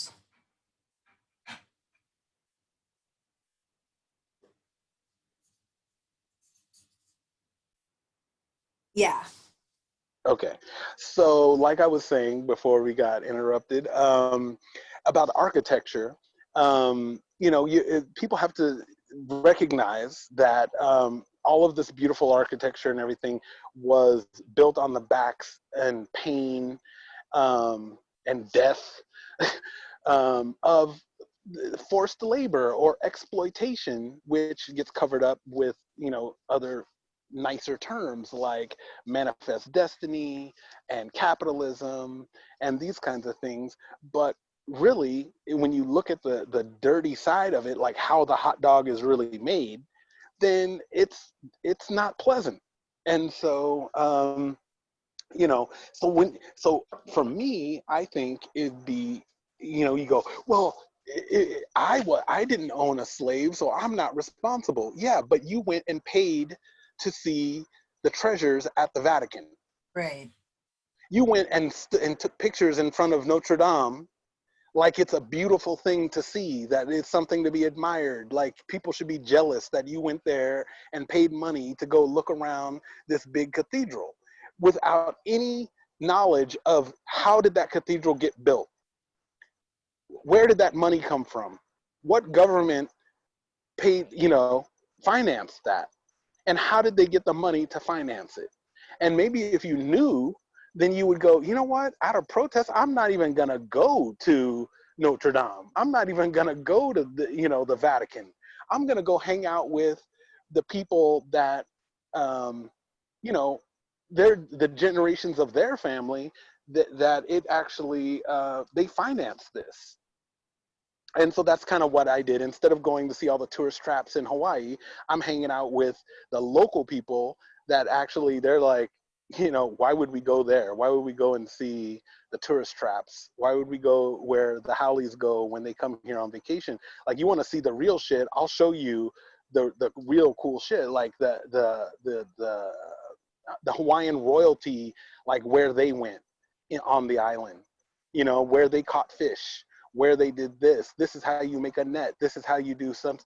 These are our customs. This is where we, where they used to sacrifice to Pele, the god, of the volcano and the god of rebirth. Like this is our system. I want to learn that. I don't want to go to their version of Vatican City Yeah. and see some bullshit. And I don't want to pay to keep that Yeah. system going, because guess what? If no tourists went to Vatican City and no Catholics donated money, tithed, and what all, to finance that system, it would fall apart. Yeah. If No, these exactly. religions, if these religions weren't tax exempt, if they all had to pay taxes, then suddenly you would see a lot of those churches dry up. But right now, it's like a tax-free, money maker. Yeah. Yeah, no, So and that's, I mean, that's at the end of the day, that's what needs to happen, is that for us to really change things on this planet in the, if we want to, instead of feeling guilty or being, determined to not feel guilty, because it's like, well, I didn't have any slaves, or I'm Irish and we were taken as indentured servants, or my family was always poor, we couldn't afford any slaves. Okay, that's not the main, the crux of the debate. right, The debate is, are you benefiting, and that's why they call it white privilege, right. because are you benefiting from the system that's already set up, and then choosing to turn a blind eye to the pain because, well, it's comfortable. Yeah, I like going to Starbucks and getting my coffee and going to, getting my cheap shirts and everything. I don't care if they're made in a sweatshop and some Bangladeshi or Vietnamese person, is having a horrible life. I just want my sundress for $8. yeah. I don't understand how we keep perpetuating that. Like, I mean, I do understand, but it's like there have been so many um times that that's like exposed, like the, typical white suburban mom going to the nail salon and then acting like a complete, like, ignorant, Karen, whatever, like, I mean, I've even had it happen with me. I mean, I've been in situations a lot in my life where I've been with another person from the States who is asking me in front of the person, like, what they're saying, or like treating, I mean, that happens so frequently where it's like, because of this ingrained fear and this need to like make myself look so wonderful and majestic at the cost of this person that I'm not, that I'm like putting myself above.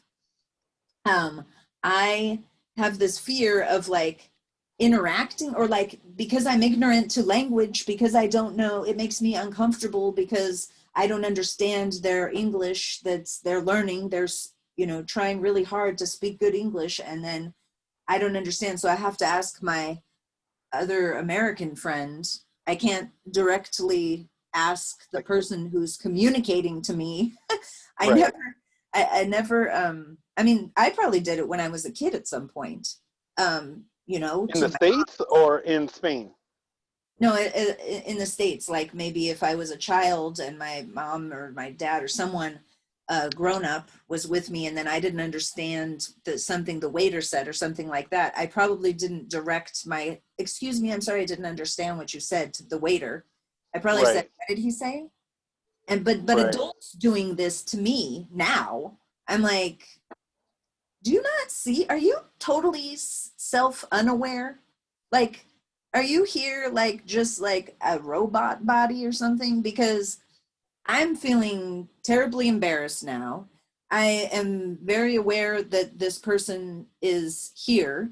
I'm aware that they have they can speak and hear, and that this is super awkward and rude. And then they're the rude one, the person who didn't speak the best English or something. It's like this whole weird thing about covering up our fears of being uncomfortable. It's so dumb. or It's like or being entitled to just an go entitled. places and not learn the language. Like, Yeah. I mean, before I ever went to Japan, I took college classes in Japanese. I studied. I wanted to go there and speak to people in Japanese. I didn't go to Japan on a whim and feel like, well, when I get there, everyone will just speak English to me. Yeah. And they won't expect me to take off my shoes, or if they do, like, they'll make it really comfortable for me, and Yeah. they'll have food that I'm familiar with. Like, they won't serve me food that's their food, and then I'm like poking around on it, like, what is this, what is that? Ugh, you guys eat this? Like, yeah, there's a lot of people that go, you know it's like, maybe they got more money than time or something, or they just feel like, you know what, why wait, why take a bunch of college classes and learn. I mean, maybe I didn't have that opportunity. So uh, I was already in college at the time, so I mean, I just figured I'll just take some classes, and then before I go, But I'm sure if I could have just flown to Tokyo for the weekend or something, then I'd have been like, well, look, the class is going to take 6 months. I'm just going to go now, you know? And then I show up and no one is speaking English. Not well. And there's Yeah. no signs in English. They don't cater to you being only an English speaker at all. And I don't know what that experience is like in Spain. I don't know if someone who only speaks English can just show up in Barcelona or Madrid or whatever and then just have an easy time taking trains and taxis and whatever else you need, you know? I don't really know how people do it, but I assume they're people that aren't very good with language or something. But there are a lot of people who come here and don't learn the language, either language, Catalan or Spanish. They just learn the very, very, very bare minimum and then just interact with people who speak English. And I don't understand Right. how people can live, but that happens everywhere, right? There are different Yeah. communities that stay together and then they don't feel like, I don't know why. I the only thing I can imagine is that they aren't good with languages. So it's like, damn, it would be like me trying to figure out, like the tax stuff or something. Like I don't want to try to ever learn that because it's so fucking hard. Um, but I really Yeah, want but to live then here. So, right. And so you it'd know, be like if you don't want to learn tax stuff, but at the same time you go, but I'm going to go and get a job at an accounting firm, right, exactly. Yeah, it's kind you of know?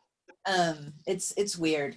But I wanted to bring up because of the whole like learning about what it means to live in a white world. Something Okay. that really got me was when you told me about that movie Us, is it called? Yeah, us. Us. And I didn't Well, even there's two movies. There's Us and Get Out by the same director. So I don't know which one. No, it was Us because that one came out Oh, first. okay. And that was right. That No, one. no, no. Get Out came out first. Oh, Us well, came then out second. maybe that's why I had seen the trailer because maybe you had told me about it, but we didn't Hmm. talk that in depth.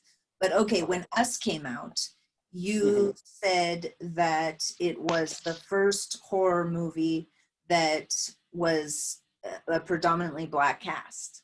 Right. Yeah, that's And true. that to in my because I didn't understand. So I'm like, oh, that's cool. That's awesome. Right on. And you're like, dude, all my life, like I've watched these fucking movies and I've never seen like black people represented except in this way, in this, and Right. that's like, Like there's a stereotypical. first one's killed or there's a stereotype or Yeah. something like that, but it's never, and it's always like one black character in a white world. It's like, oh, the teenagers went camping and they have a black friend. That's pretty much it. It wasn't like written from the perspective of like black people at all. Yeah. Yeah, and so that made me go, what the fuck? Like I can't even believe how is that? And I didn't have any concept of that. I wasn't paying attention because it's not my experience, it's not my reality. I don't, it's not that I don't care, but that I don't care on some level, right? It's like, oh, okay, that's nice. I didn't notice or whatever. Of But course, yeah, you but wouldn't when, notice. but when you brought that up, it really made me think about this whole concept of like living in a white world. And I notice I start to look at like, oh, I have tons of resistance to anything foreign. So it's not about like um, skin color. It's about like culture, language, like with entertainment. So with watching a movie or a TV show or something like that, if it's foreign, I have much more resistance to like choosing that one. And because of probably laziness and probably mostly the unfamiliarity, and maybe it's a lot of like new information or new, or especially, I mean, even with like different types of English, I will like kind of avoid them because it's like, What do you mean different types of English? Like a British TV show, yeah, you'd be like, I don't want to watch that. yeah, if there's something that I want to watch that's in an American accent, and then A there's also British show in an American accent? Oh, you mean if you had the two choices? Yeah, if I have a great option with the American accent and then I have Hmm.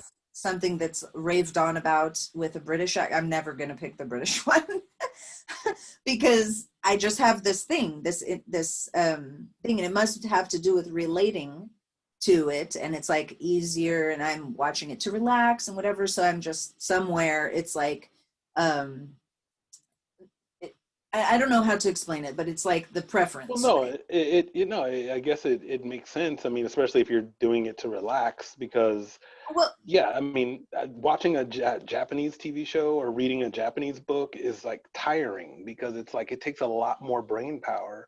For me, it'd be a lot easier for me to watch like an episode of some American sitcom or something, okay. or Okay.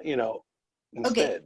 Yes. So that started me thinking about the concept of what it's like the privilege, right? So it's like I have all these options that fit my easy option, Right. and all these other cultures and people don't, unless it's like in this one place. Or and I'm talking about specifically with like the states, right? So it's like Okay. Okay. you want to, I mean, obviously if you're in India, you're going to have all this access to Indian cinema and stuff, but like Right. in the states, doesn't matter, like every single culture is there. And so unless you are in this white world, like happy with all of that stuff, you have to like go and find stuff. It's like this fucking Hmm. navigation thing that you always have to do. And Absolutely. that we don't, that we're just like, oh, everything around me is suitable for my program. And Hmm. then when something is like foreign or, you know, uh, some other cultural something, it's like, oh, this is like education and learning and something that I have to make an effort to do. So it's like all the cultures Right. have to do that all the time if you want the main things that are offered in the States. It's like all the other Absolutely. always have to do that, but we Yeah. just, oh yeah, just whatever, because I'm just like a lazy bum, basically, is what it's. Well, I guess. I mean, okay, so like when we first started hanging out, Yeah. you probably didn't notice that for me, it was almost like going to a foreign country, a foreign culture, Right. For me, because that's totally oblivious. well, yeah, and of course, and I might feel the same way, if we were hanging out with nothing but black people, and I would just, of course, I wouldn't think, oh wait, she's never had peach cobbler with ice cream before, or she's never had, whatever, certain types of food, or she's never heard this music artist, or whatever it is that we're doing, she's not familiar with this culture. I might just take it for granted that you understand what's going on and just say like, hey, yeah, we're all going to get sweet potato pie and then we're going to get some ribs and some mac and cheese. And it comes this way. And of course you put hot sauce on it and you'd be like, whoa, what? You put hot sauce on that? And, or whatever, it might Yeah, be you put hot unusual. sauce on what? Mac and cheese. Okay. Um, and to the point where, like I told this black girl that I got invited to a white person's house for Thanksgiving, and she said, well, you better make a kit. And I knew what she meant. That kit is hot sauce, some herbs and spices, salt and pepper, whatever, chili flakes, and just like keep it with you. Like if you're with a girl, then it's easier because you could keep that in her purse, and then you can season your food. And why is that? Because notoriously, white people don't use a lot of spices when they cook. Like literally, you might get a pork chop that has only salt and pepper on it.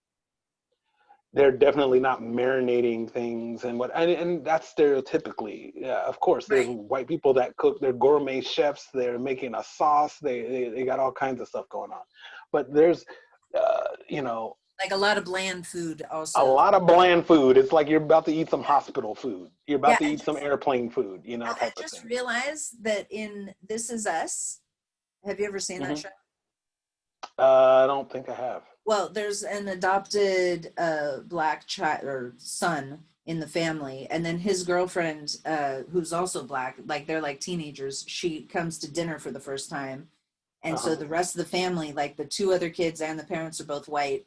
And she's like, starts talking about her dad or something. I think yeah, her dad passed away, and she was Hmm. like, "Oh, I brought a gift." And she takes out a bottle of hot sauce, and they're Uh-huh. like, "Oh, okay, thanks." And she was like, "Yeah, my dad, he always brought this everywhere he went." And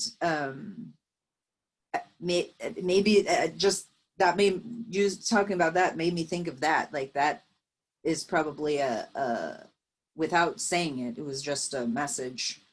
But Right. I didn't know that when I saw that. But you would probably go, "Oh, of course," Right. Yeah, right? and I But mean, I didn't understand that till now. yeah.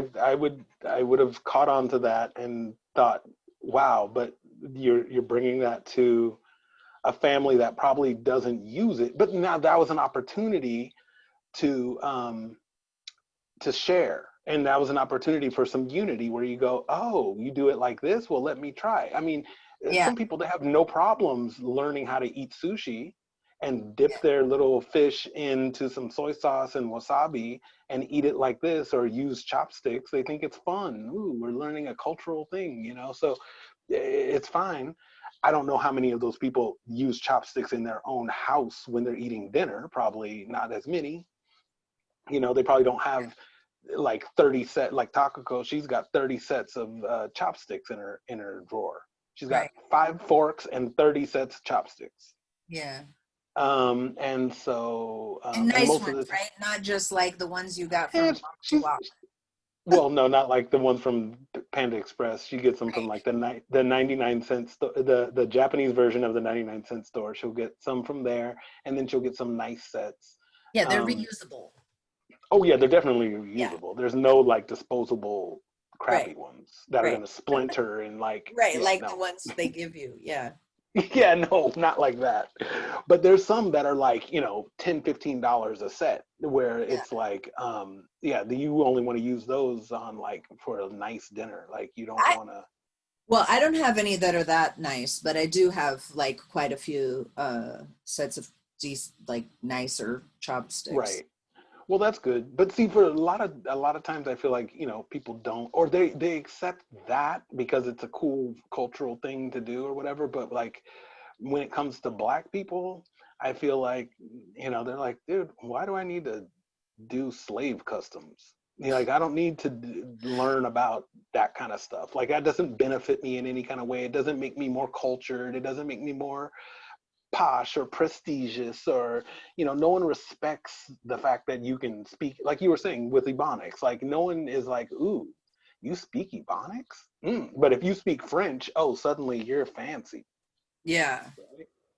And Yeah. so ooh, I can order in French at a French restaurant. Wow, you're so cultured and all this. But if I take you to a soul food restaurant and you can order the right shit, um, no one is going to be like, ooh, Jamie really is intercontinental or whatever, so that's just it is what it is, but that's like how it goes. But then when Hillary Clinton was running for president, she went and talked to a group of black people, and they asked her, what is the one thing, or what is something that we wouldn't expect that you carry in your purse? And she said, I always carry hot sauce. And the people were like, what? Are you serious? No way. That's so surprising. And then she said, yeah, are you surprised? And they're like, yeah, we're surprised. But honestly, it kind of feels like you're pandering to a black audience, like by saying that, because you really carry hot sauce in your purse everywhere you go. You're the wife of a president and you're walking around with hot sauce in your purse. And she said, well, you might think I'm pandering. By the way, is it working? And she thought she was being funny. But that's one of the fears of the white ally, Yeah. of the person that's like, trying to fit in is that it's fake. Yeah. And it's very temporary, and it's only another form of capitalism. It's only another form of like trying to exploit the situation. She wanted the black vote, so she's gonna come on a black TV show and say that, yep, she eats black food, she listens to Marvin Gaye and rap and whatever. I'm surprised she didn't start breakdancing. I mean, it was just like ridiculous, because she wasn't being earnest. Yeah. Yeah. And it was so obvious It was too. so obvious. I mean, she's not a good Yeah. actress, you know. Right. So, No, and that's the yeah, fear. That's the fear when you're dealing with basically white people at all. It's like, don't pander to me. Don't, well, as soon as you see me, don't be like, hey, what's up, homeboy? How's it right. hanging, dog? And all this, like, dude, Exactly. just be yourself. Brother. Yeah, hey, brother, what's Yeah, up? which that's Let me tell super you, I got a common. black friend that I went to college with. Let me tell you all about him.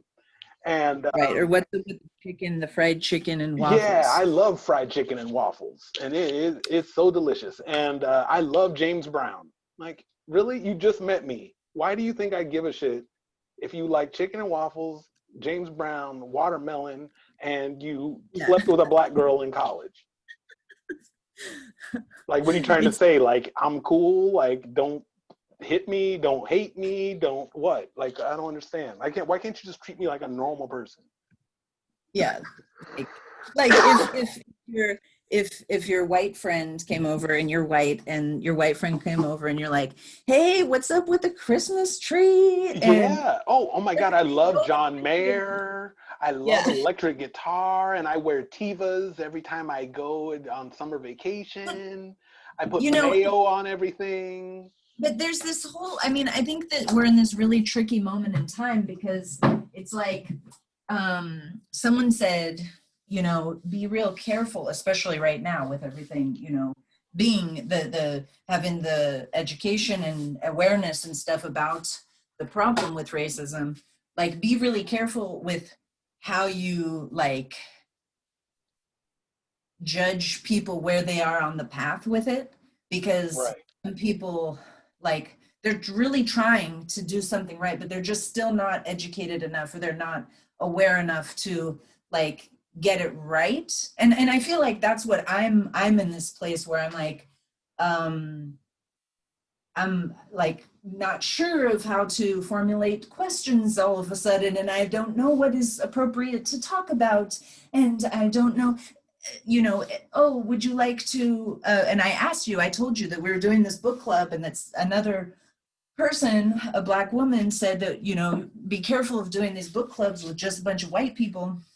And then, Right. I said, oh, maybe you want to come to the book club, and you're like, no, and it's exhausting and all this stuff. And I'm like, oh, Well, it is, because how to navigate it's what's like, right. ask a black guy. Like, I got to sit here and be in a book club with, let's say, 10 white people that have all these questions, or they read a book and they're like, is that true? Do you really like this? Do you really do that? Is that how you feel? And blah, blah, blah. And it's like, man, I feel like I got to be a spokesperson for black people now all of a sudden. And so instead of, I mean, maybe it'd be more comfortable if it was like 5 black people and 5 white people, and we're in this Yeah, book yeah, club, and we all just talk, and you can get some different perspectives or whatever. But if I'm the token black person right. in this group with nothing but white people that are totally ignorant of whatever it is, then it turns into like a seminar, um, that I didn't sign up to lead, and I'm not Right. getting paid to do either. You know Right. what I mean? So it's like, well, what the hell, dude? Yeah, and you just have to sit there and fucking listen to and rehash out like all this traumatic stuff that, Right. like, for us it's like, oh well, we're learning so we can help try to fix the problem and like try to eradicate the shit within us. But at the same time, then you have to fucking like go through all these stories and thoughts and feelings and stuff like all the time, Yeah. help us do that. And I get that, but it seems Yeah. we're in this really weird moment in time where And trust that you sincerely want to ask these things. to bring about change rather than just out of fascination, Oh, like going to see animals at the zoo. yeah, And then as soon as you go home, you don't give a shit about the giraffes or yeah, the gorillas or whatever it is you saw that day. You're just like, oh yeah, it sucked. They were so sad. The penguins did this or, whatever. And then you don't give it any more thought. right. Meanwhile, the You're not penguins getting- are living their penguin lives 24/7. Yeah. Yeah, and like you said before about being, that's where the fear comes from of the white allies and stuff, like the thing about, Well, yeah, of them switching up if they're really going to be earnest and stick with it, or if they're just out of fascination, just like wanting. It's like, and I brought up the subject of interracial dating too, and it's kind of like, yeah, does this person really like want to be with me, or they just want to like check a box off their list, like before I get married, I just want to sleep with one black dude, and then yeah. that's it. Well, and what about like things where people change, right? Like you said before, like, Yeah, they change in the course of a relationship, just like you change your hairstyle in the course of employment, or they change when faced with adversity. So it's like, okay, and that's why in that movie Get Out, it's like um, there's a black guy and a white woman, and they're in a car, and they get pulled over by the police, and how they react differently, yeah, like because the guy is in fear of the policeman, and so he's very like submissive and just like, oh sorry officer, here's my hands on the steering wheel, sorry to be an inconvenience to you and all that. And the girl is very entitled. She's like, why did you pull us over, and blah blah blah blah blah, like being kind of rude, yeah, but not in fear of her life at all. Like she's just right. like, do you know who my father is? Like, how dare you pull us over? And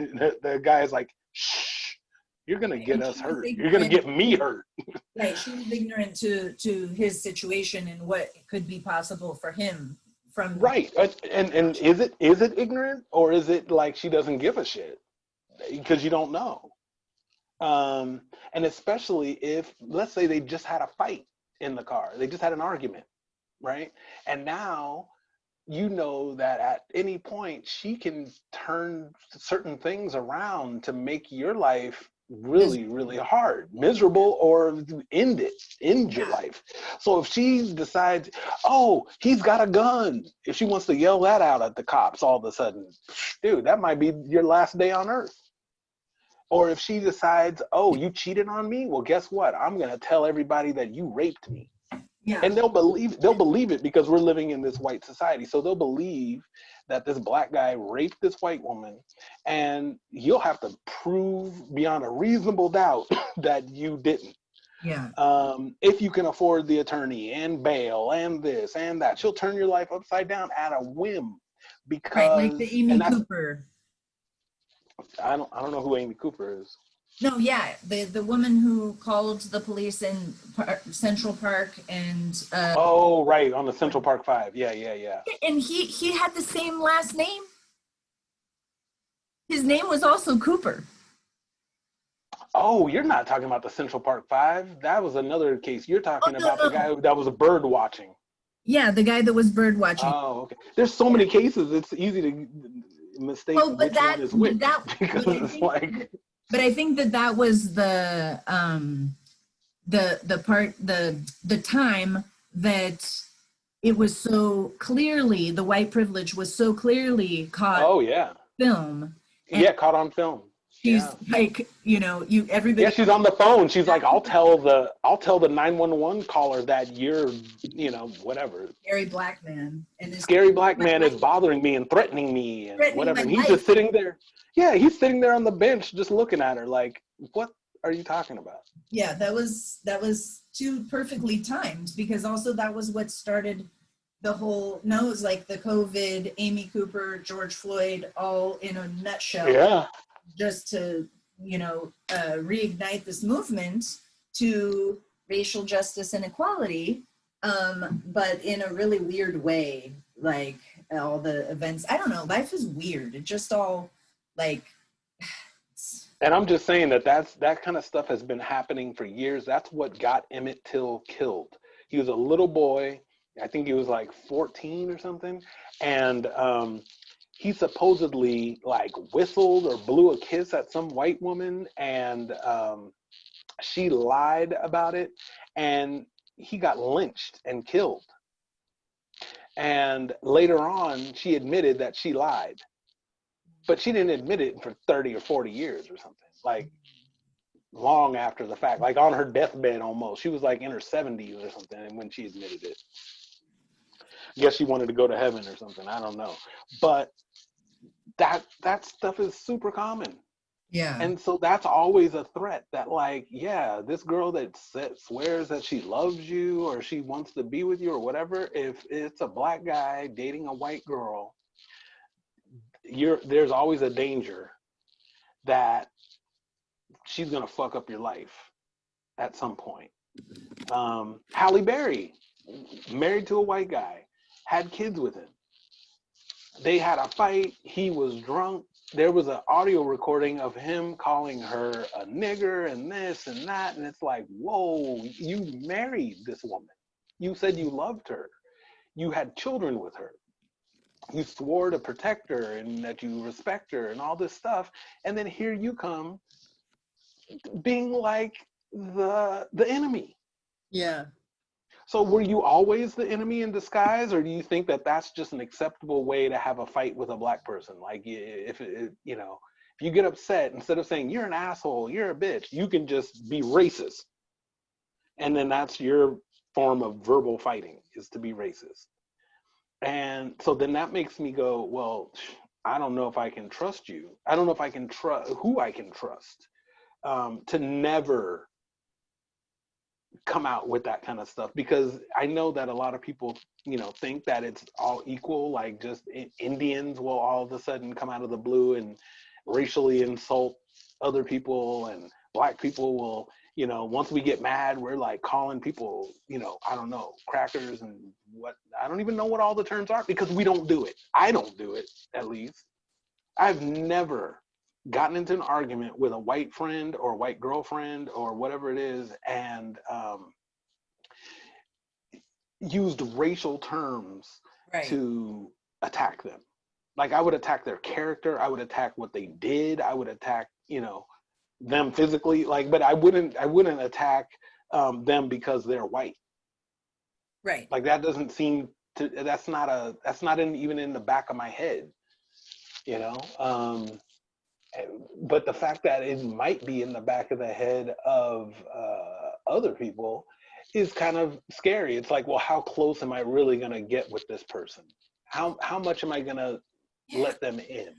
I mean, this is something that I am constantly thinking about, because I know people who, very close people who have these like, that happens to them, where like race is like the first thing. It's like, you know, uh, you pull something out to weaponize like some kind of language, right? That is like Right. about the other person, that is something that they're born with, they can't change. It's like something like if you called somebody, insulted somebody Tall or because they were short or handicapped.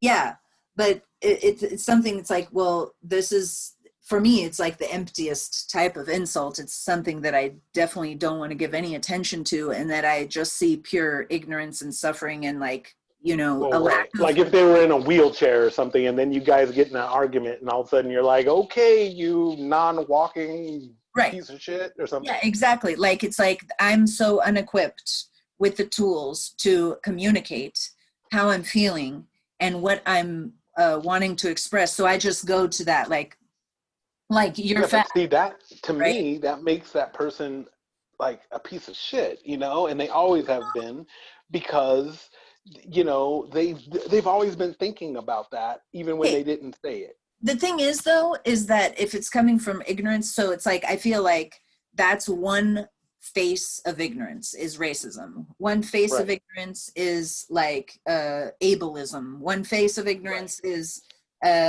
whatever, fat, you don't like fat people. You don't like ugly people. You don't like what other kind of people that they are living their life, like whatever. Just like you don't like any kind of people, to me is like ignorance, because we're all here coexisting together.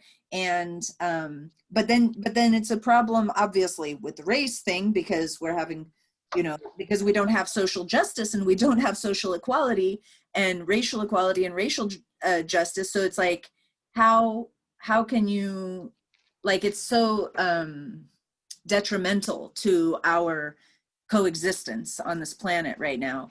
But at the same time, Absolutely. like, if that person is my, close family member, and they're an amazing person, and they're super kind, generous, loving, considerate, all this stuff, and then it's like that thing happens. Same with homophobia. No, it's like, then they make this comment, and it's like, your grandpa or something that's like so conditioned and has no, it seems like they aren't gonna make it to that chapter in this lifetime. I'm trying to figure out, like, how, okay, so do I hate my grandpa? Do I kick him out of my life? Because he's not going to change. Nothing I can do or say is going to help him, other than by, when that happens, standing up, using my voice, being a voice for whatever he's attacking at that moment. Then, like, That's a but good step. yeah, but if I'm like, oh, my grandpa's a piece of shit, like, that kind Well, of makes okay. it impossible to try to repair things there. Of course, and I mean, you wouldn't see. Yeah, it's harder. It's easier to excuse the behavior when you're close with the person. But see, I don't know your grandpa, so if I heard him say that stuff, it'd be easy for me to dismiss and be like, okay, well, this person can never be in my life. Yeah. Goodbye, and that's the end of it. Um, but yeah, if it's your grandpa, then of course you want to sit down, you want to get him a book and a book on tape and watch Roots and Says no. He says no. I don't want to look at that. I don't want to. This is how I am. And but he's all these other qualities, and he's all these other things. So it's like, yeah, how do yeah, it's I? amazing. It's amazing to think about that. Like someone in the KKK is nice to their grandchild. Right. Yeah. That, or murderers or whatever. Yeah. People in general. Murderers, yeah, they're friendly. They told a woman that they loved her, and he was a good kisser, and he gave her a gift on the anniversary, and I mean, he did all these nice things, but he also murdered people. Right. Um, like yeah, that I mean that comes with it. This is a tricky part, because we're trying to, like, get to a place to where we can find a common ground and evolve, and not be ignorant. But, like, ignorance, this is the thing. Ignorance is because at a certain level, at the conscious level, the person is not aware, and they don't believe that this is a problem, and they don't see it. So it's like, well, you can't force someone, like, until someone's ready, you can't make anybody see it. So how to navigate, like, okay, my Well, job, for me, example. let's say that person was a pedophile, right? Because to me, I feel like like racism is like a disease. Yes. They're infected, okay? And so I wouldn't let my child be around grandpa because grandpa might, because my child is gonna Right. like grandpa, you know, and sit on his lap and like, spend time with grandpa. They're gonna like that. So then they're gonna accept what grandpa says. So if grandpa is watching TV and he says, "Oh, look at this. They're letting those niggers just do whatever the hell they want to do." Then the child is going to hear that and become infected Right. with the disease, just like if the grandpa had COVID. Right. I don't care how nice grandpa is, you don't want somebody with COVID having children sitting close to them, right? So it's the same thing to me, that grandpa doesn't get to enjoy spending time with his grandchildren or anyone. I mean, you have to socially isolate them and go, this is unacceptable behavior. Oh, you don't want to change ever? Well, now you're going to have to be in isolation. You're going to have to be in quarantine because you are infected with a dangerous substance that is going to infect the rest of Thanksgiving dinner or the rest of our family, or it's going to ruin our reputation. Terrence is, you know, different people are not going to want to be in our presence, Yeah. you know, because of this, right? So that could be a problem if you think it's a problem. Now, if you think I enjoy solitude, I don't mind not seeing any of my family members or grandchildren and everything, well then, okay, I guess you're just going to take it to the grave. But I feel like if people took it, when you were talking about they don't take it as seriously Yeah. as you should, yeah, that's part of taking it seriously. Yeah. Is you go, look, sorry, hold up. We're not continuing with Thanksgiving dinner with this guy sitting here saying things that insult my friend that's not even here, but I'm standing up for them, and it's a problem. Yeah. So you guys don't think it's a problem, well then I'll just take my meal and go in the backyard. Or I'm not coming here next year. I Yeah. don't need to be around a bunch of racists. Yeah. So I'm not going to do it. You're an embarrassment. And I'm not going to introduce you to any of my friends. Or I'm not going to invite you to my wedding. You guys need to change. You need to really analyze yourselves and see that this is a problem. Or you can just say goodbye to me, because I believe in this so strongly that I'm not going to benefit from this racist system. Like, yeah, they're racist, but they make great apple pie. So I'm going to come over and eat with them and then hang out. And then I'm going to go and hang out with my other friends and pretend like that never happened. Like grandpa never said that. You know, it's like, nah, dude, I mean, it's just how much are you convicted to this change? Do you want to change when it's convenient, or are you willing to change when it's also inconvenient? Like a great inconvenience. Like, I'm gonna quit this wonderful job at KKK headquarters and get all kinds of benefits, high salary, and everything because I don't believe in what the KKK is spewing. So I quit. I'm gonna go take a salary cut and go work over at another company Yeah. that isn't run like this. And if enough people quit KKK headquarters, then they would go out of business. Right. No, I know, and that's really the thing that we all need to do regarding so many different things, but you know, especially around this issue, is that we need to take those strong measures and make those strong stands, and like stop supporting different businesses and different organizations and different people, individuals that uh, support racism or that support intolerance or inequality or injustice or whatever in all shapes and forms.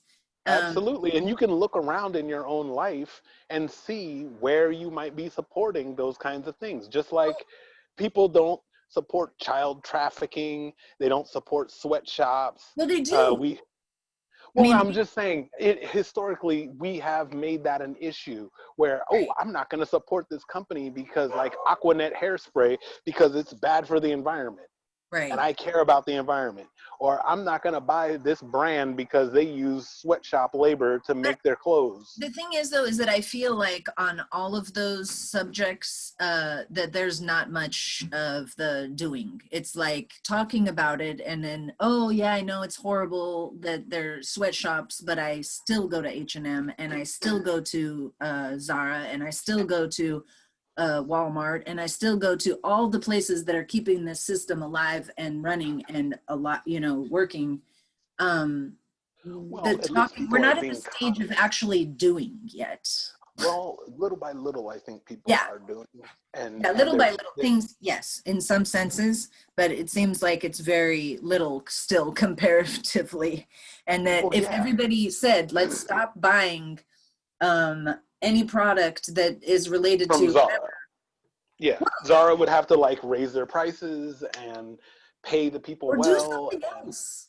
Like or that yeah, when or we go came out of out of business. quarantine, I was like, why aren't all the fucked up businesses that just had this huge revelation in quarantine about pollution and all these amazing things? Why Yeah, didn't they say, guess what, guys? We decided that our business is not ethical, so we're gonna close it, but we're gonna offer this other thing. Like you don't have to just go miserable, like I bankrupt and now I'm misery. No, we decided to shift our our business model. well, that comes down to capitalism and greed, and they just go, yeah, you know what, if we make an abrupt change, then that means that we're gonna like, it's kind of like locking down a country because of the COVID, instead of slowly uh, trying to take care of the virus, they just lock it down. Well, then the economy collapses in a Yeah. matter of months. And that's what the company would do. If Zara decided to like have sustainable fashion, then for a year or for permanently, Zara would just cease to exist. And then they have to come up with a new brand. They have to come up with new factories, new workers, new access to all the textiles that they use to make their clothes.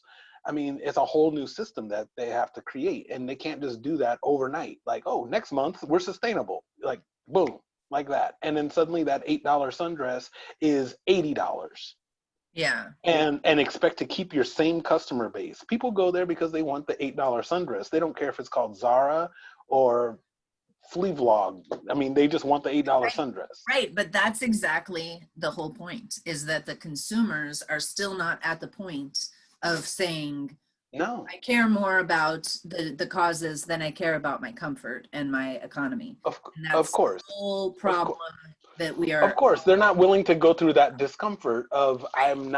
I'm not going to have the apple pie with my family. Like now you're without apple pie because you've made this decision.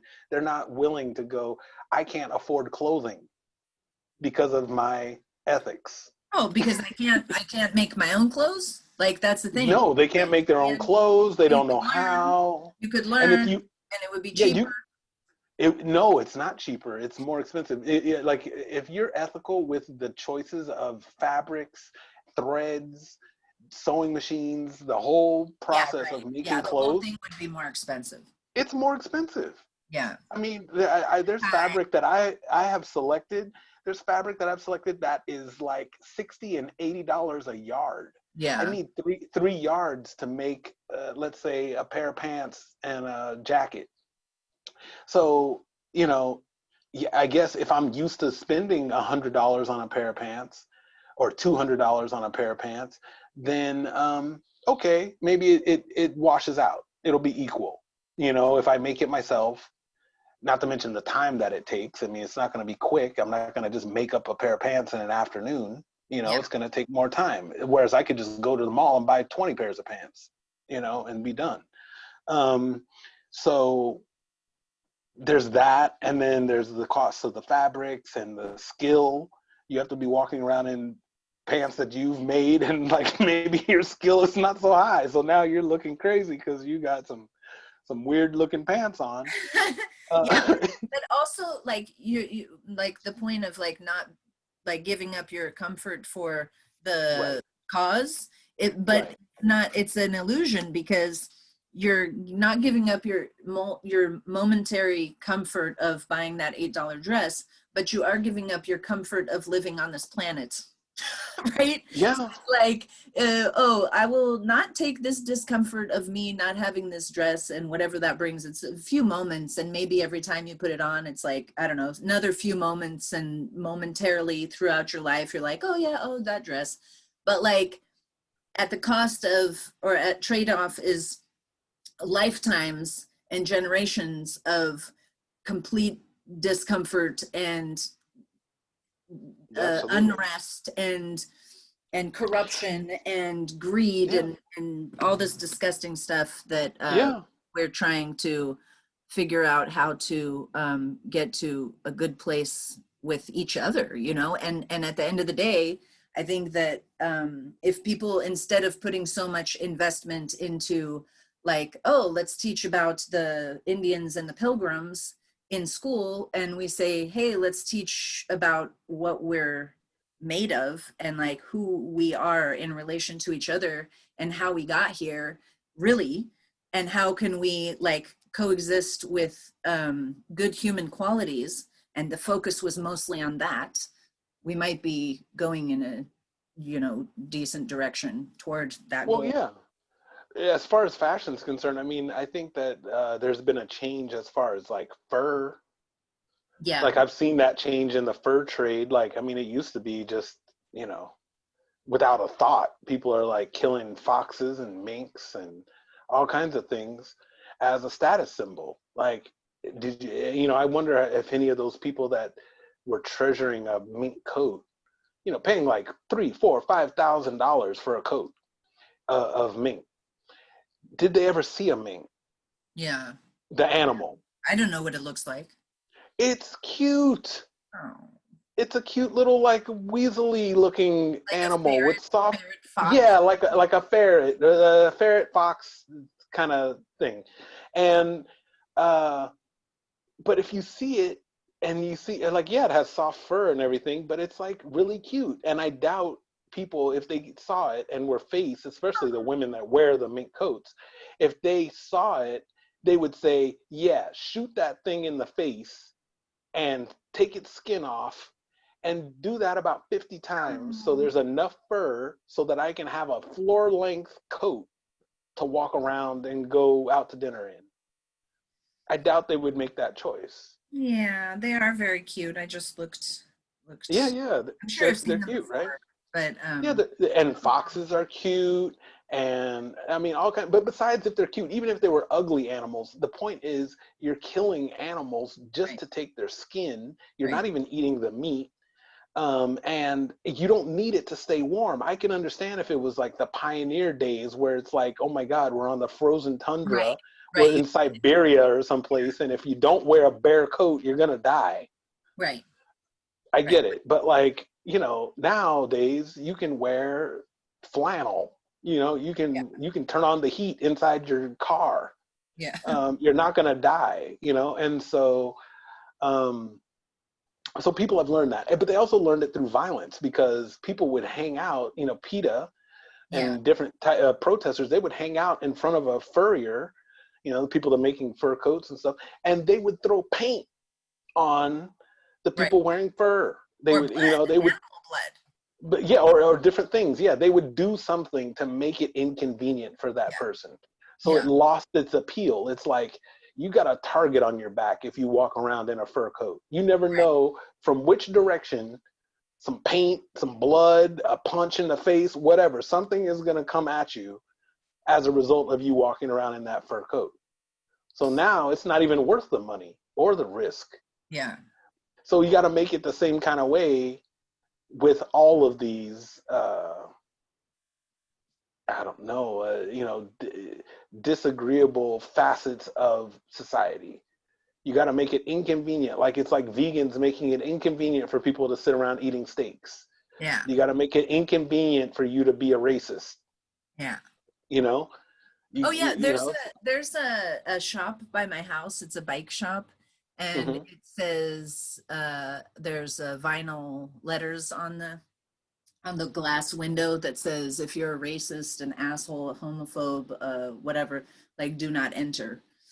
Um, so Wow. Oh, that's you know, that's a step in the right direction. I mean, that's kind of they're putting it right out there. Like, look, we don't even want your money. right, like Like, you're not.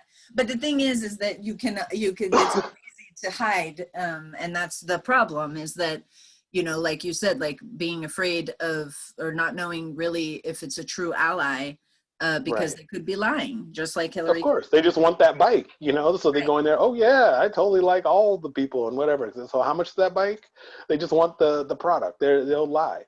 And and big companies, it's easy for a mom and pop shop to do that. But like let's see a big company do it like Coca-Cola yeah, or Clorox or like, whatever, just like a big corporation that is globally gonna lose billions of dollars.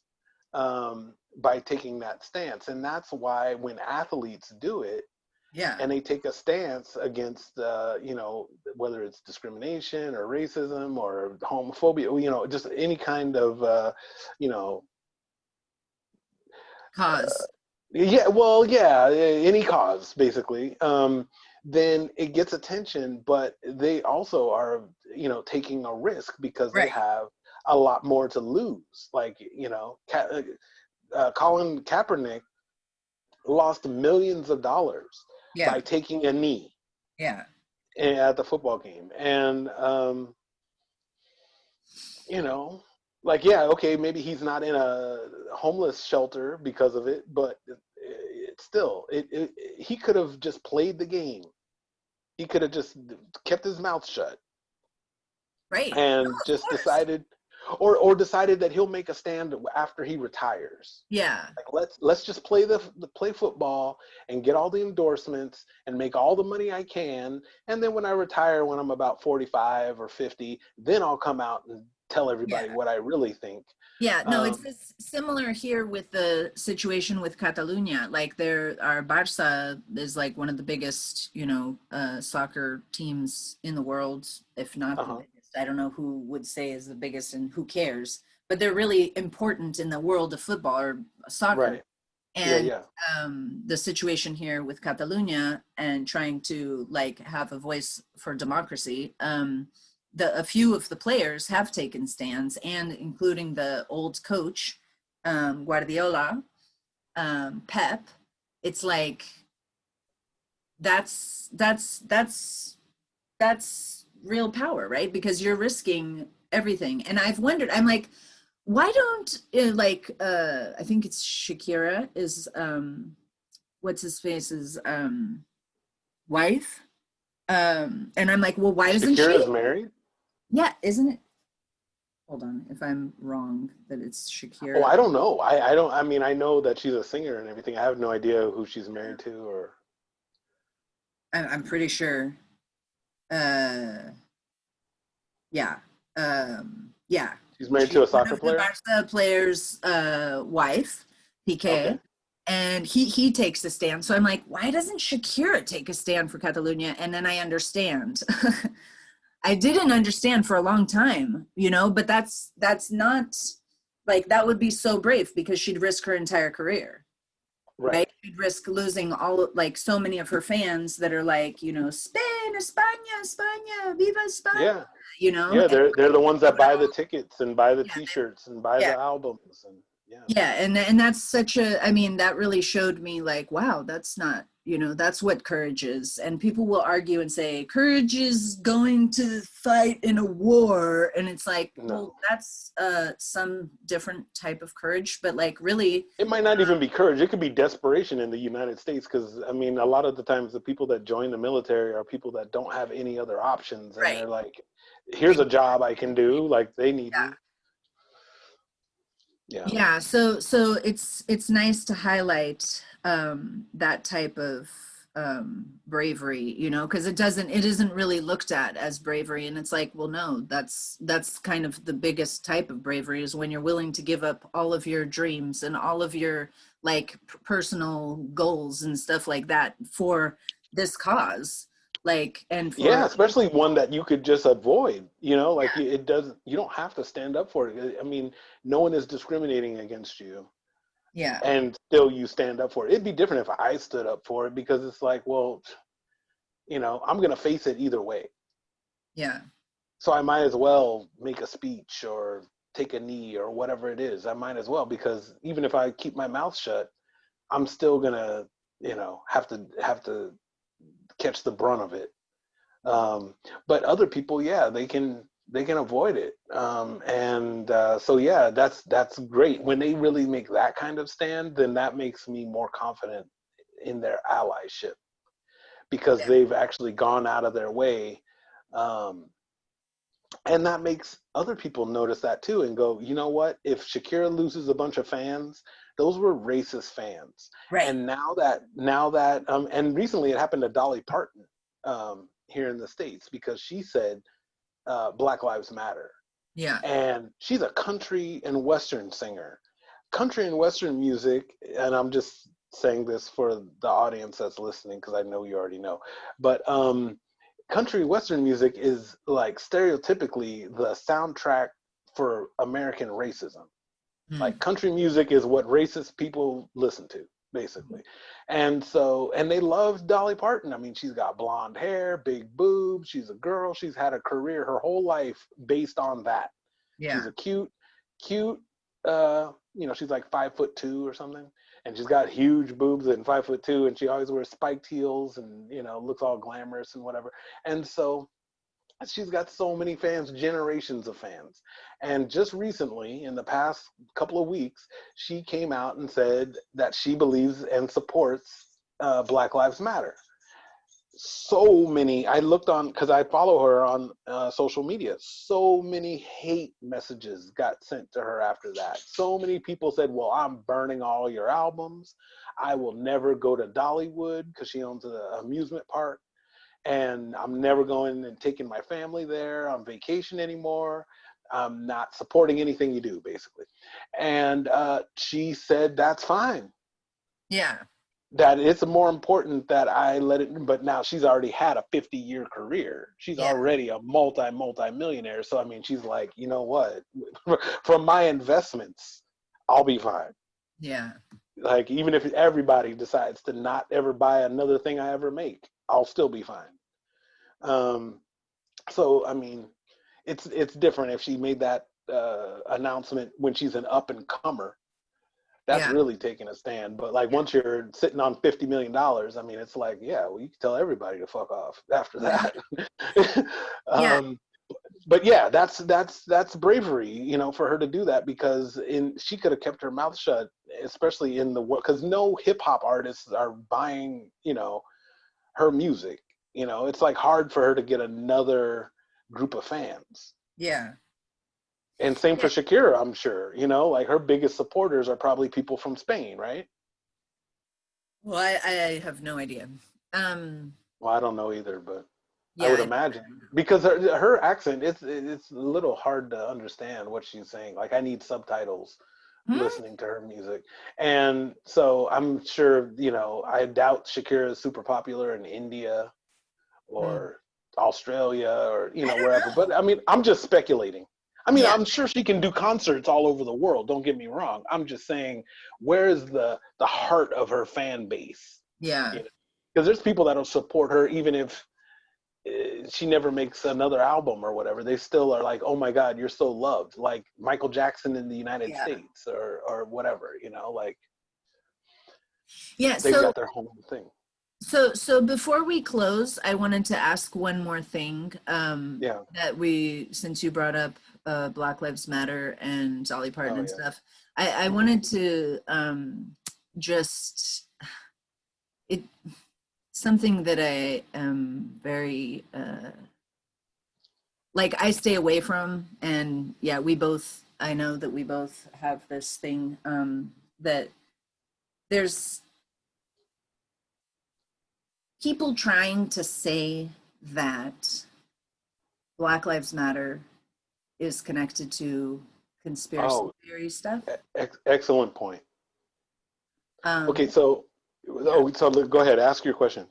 Oh, I was just gonna say, can we please? I mean, that's so easy to discount. I don't know Well, about the yeah, but it's not organization, even but like, unique.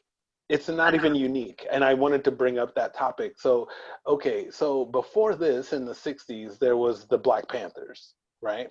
yeah, And Nixon was very concerned about an uprising over civil rights in the Black community and the support of non-Black people, allies like Bernie Sanders was actually one of them.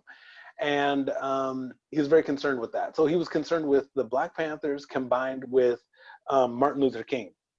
And he thought that Martin Luther King's influence is he's gaining influence and people are listening to him. And then the Black Panthers that originally were a community organization that was filling in the gaps of the treatment of Black people. So they had lunch programs for poor children that didn't have any food before they could go to school, you know, like they didn't have a breakfast. So the Black Panthers organized breakfasts and said, "Come by and get free breakfast." And that was one of the things that they did, and also reading programs and this, and they had all kinds of programs. They basically were doing what I think public schools should do for everybody: in swimming.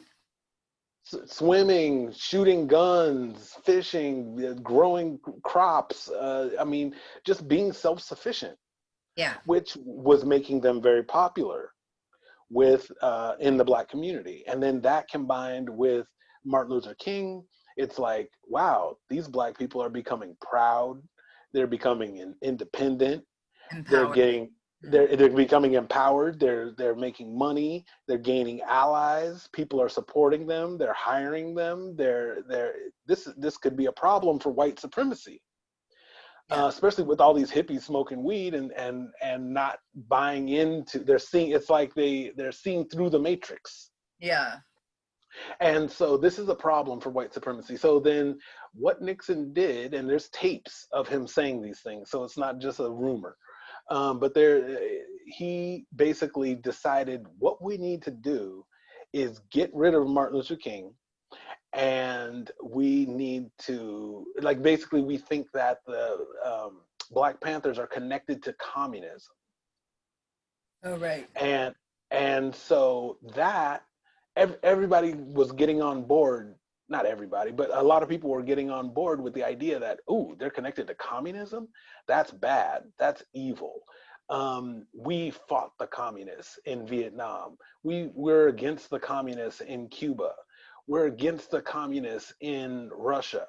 We're against the communists in China. And so if they're connected to communism, that's going to destroy the fabric of America. So they're an evil organization. They're terrorists. They're not loyal to America. They're traitors. And that's the message that he spread. And so it was that the support of the Black Panthers went down, and they got seen as like a gang of thugs going around. And it didn't help that they were against police brutality, and at that time the gun laws were different. The Black Panthers would show up when someone got pulled over. The Black Panthers would show up and stand there and watch the cops do their job and make sure. So there's no cops shooting guys 7 times in the back, because the Black Panthers are right there to shoot the cops. Yeah. If they got crazy, then the Black Panthers were gonna, get crazy too. And so then that it became a huge thing. They dismantled the Black Panthers. They put spies in the organization. The members of the leadership of the Black Panthers, kind of like they did in Catalonia, the leaders of the resistance got arrested or shot and killed, and basically dismantled the movement like that. Yeah. Now, fast forward to Black Lives Matter. They're doing the same thing. They're saying that Black Lives Matter is a Marxist organization, that they want, because they're tearing down statues of Columbus, they are going to destroy the fabric of America, that they're anti everything that America stands for. That's Trump's, like, speaking points. When he's talking to his crowd, he's like, Black Lives Matter is a bunch of Marxist terrorists. They're a domestic terrorist organization. He hasn't said that the KKK or any white supremacist groups are domestic terrorists, but Black Lives Matter suddenly is domestic terrorists funded by Soros, Right. and yeah, like so it's a conspiracy to, like, discredit the organization, to distract from the message of saying that Black Lives Matter.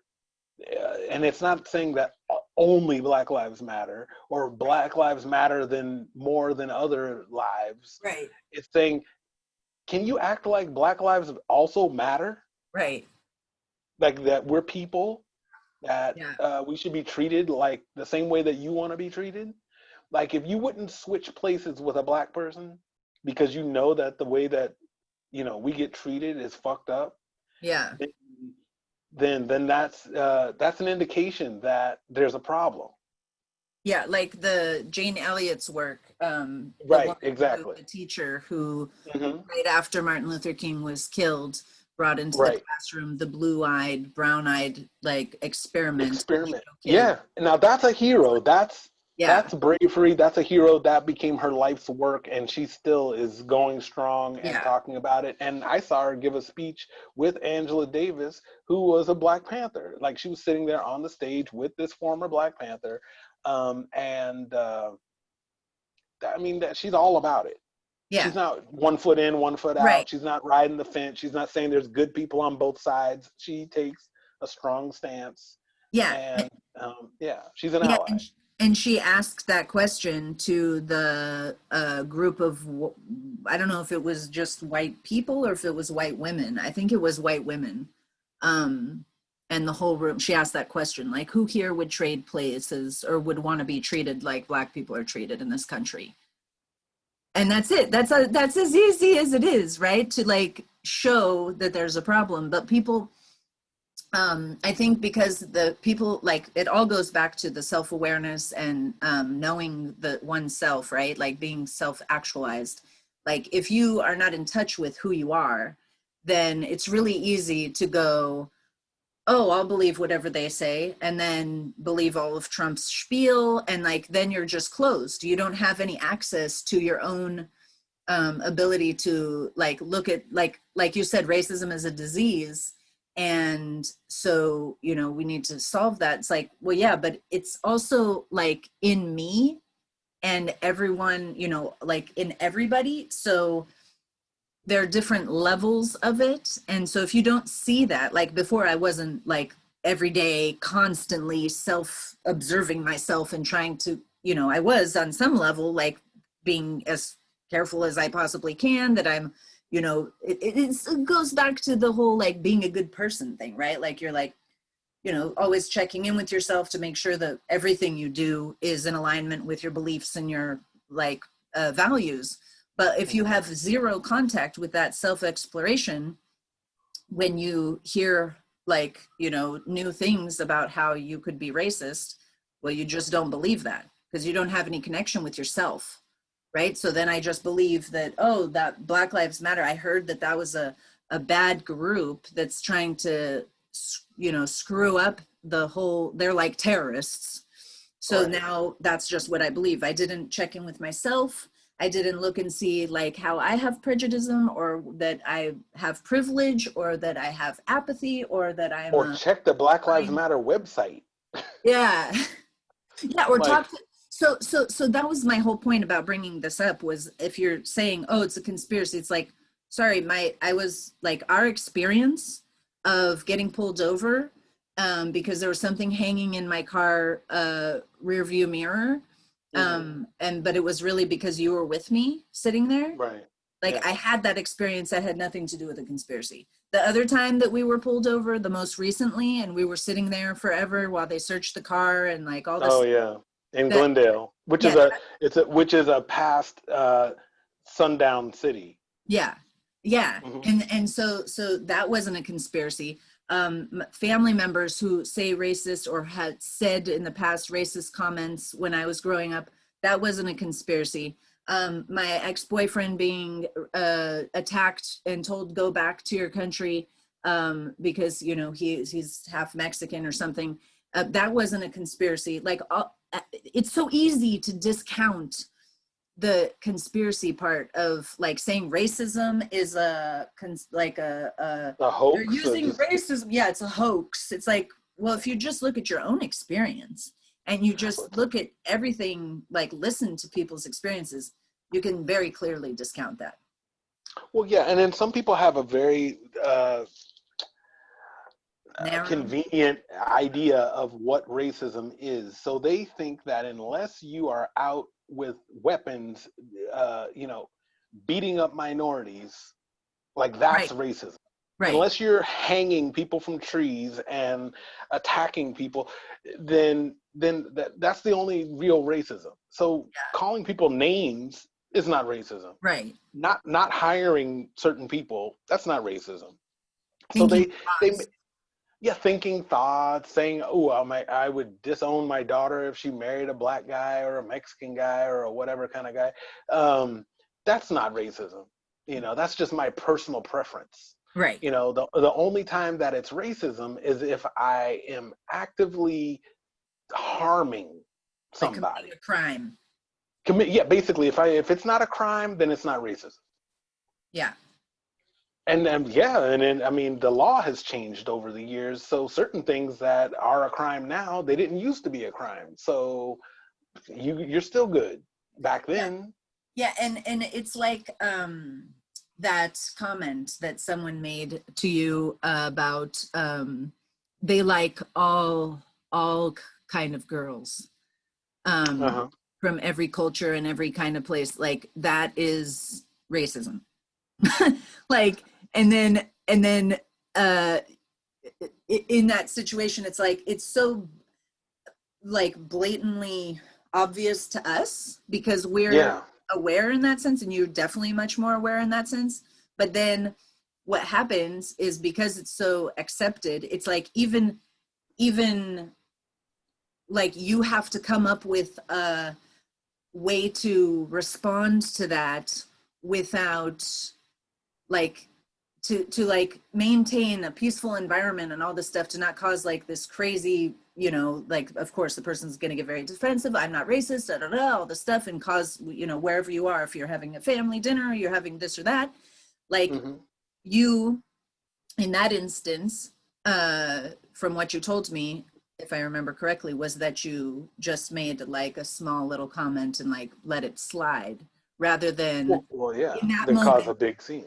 Yeah. Right, right. And it's like, is this a teaching moment? Is this not a teaching moment? Like, Does this person even want to be taught? I exactly. mean, Like the person's not even open. yeah. So it's Yeah. very complicated and delicate. And this has been a really It is. amazing conversation. Oh yeah, well, yeah, it has, and I mean, I just want to say that some people think that it even comes down to like the name calling. So if like if someone were to say like, "Oh, you're, you know, dirty nigger," some people think that like that's not like sticks. They go by the like sticks and stones, thing where like you don't have to like you have freedom of speech, right? So Right. And you it's can not, say anything you want. So I shouldn't be so offended, and I certainly shouldn't feel um, like I'm being terrorized or my life is in danger or yeah, under threat, which I do though. If right. someone says that kind Of of stuff course. to me, I feel like then they probably want to hurt me. They Right. probably want, I wouldn't be surprised if they punch me or stab me or something. So maybe I should protect myself and knock them the fuck out right as soon as I can and get away from them because they want to hurt me. And so, they don't, some people don't see that. They would say that Right. that reaction would be disproportionate. No, That but if I punch somebody for insulting me that way, or my family, or whatever it is, then I should be punished. right.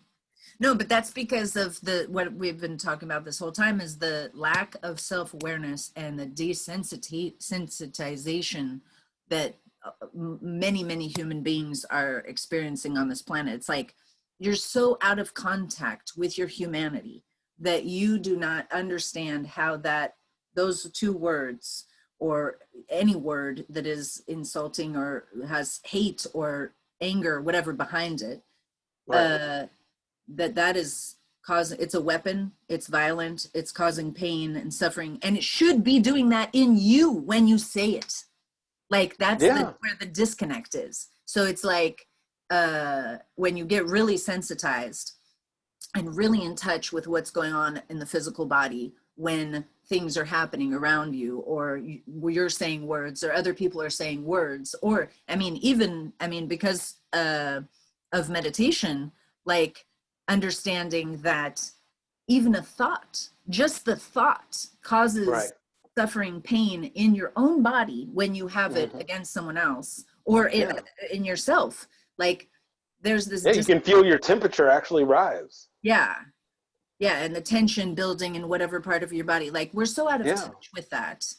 And it would be great if people would start getting those tools to get in touch with their own humanity, so that then when we have these conversations, or if somebody says some, you know, like negative or some violent, aggressive insult thing anywhere, you're like, oh, I could feel that, even though I'm not black, even though I'm not from wherever, even though I'm not the receiver of that those words, and if I'm the giver of those words, like I can feel in my being what is happening here, not just like, oh, there's no way for me to go, That's not doing anything. That means nothing. Oh, you should just brush it off. Like the sticks and stones, that whole phrase is Yes, completely ridiculous. Like, yes, you can learn I how agree. to build up a shield so that you are able to, like, not let certain things in during parts of your life, but we're not always at that level of strength.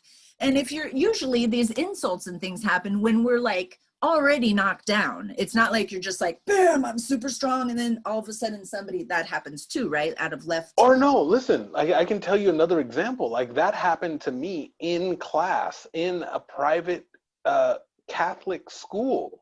So, and loudly, some girl called me that and it was a religion class on top of it, come to think of it. And she said it so loud, she like yelled she was sitting right next to me, but she yelled in my face and spit on me.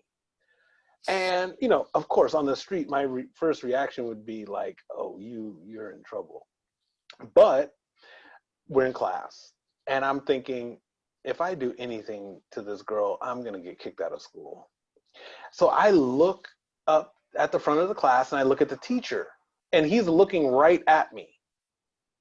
And he then looks down at his shoes and does nothing, Hmm. says nothing. He doesn't scold her. He doesn't tell her to go out, sit in the hallway, go for a walk around the baseball field. Nothing. He doesn't. She gets no punishment at all. And I said nothing. And I whispered to her that I was going to beat her up. But Mhm. then my friend told me that it's not worth it. Mhm. Like, you could go to jail, you get kicked out of school, they're going to be on her side.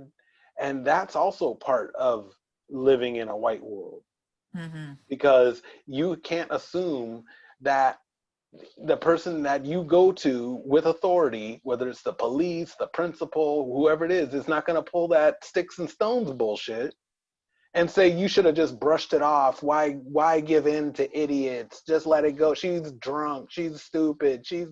Let it go. She doesn't know what she's saying. She's ignorant. Don't just sock her in the face. Don't get some girl to beat her up for you because you don't want to hit women. Whatever it is, don't take it upon yourself to punish her. And it's like, well, if I don't, then she'll get no punishment in this world. Right. Right. And then you're Like some people totally don't even, and I'm just totally just traumatized and helpless. repeatedly and helpless. Can't go to anybody. Can't go to the police. I mean, I guess if I tried to sue the school, they might give me some money.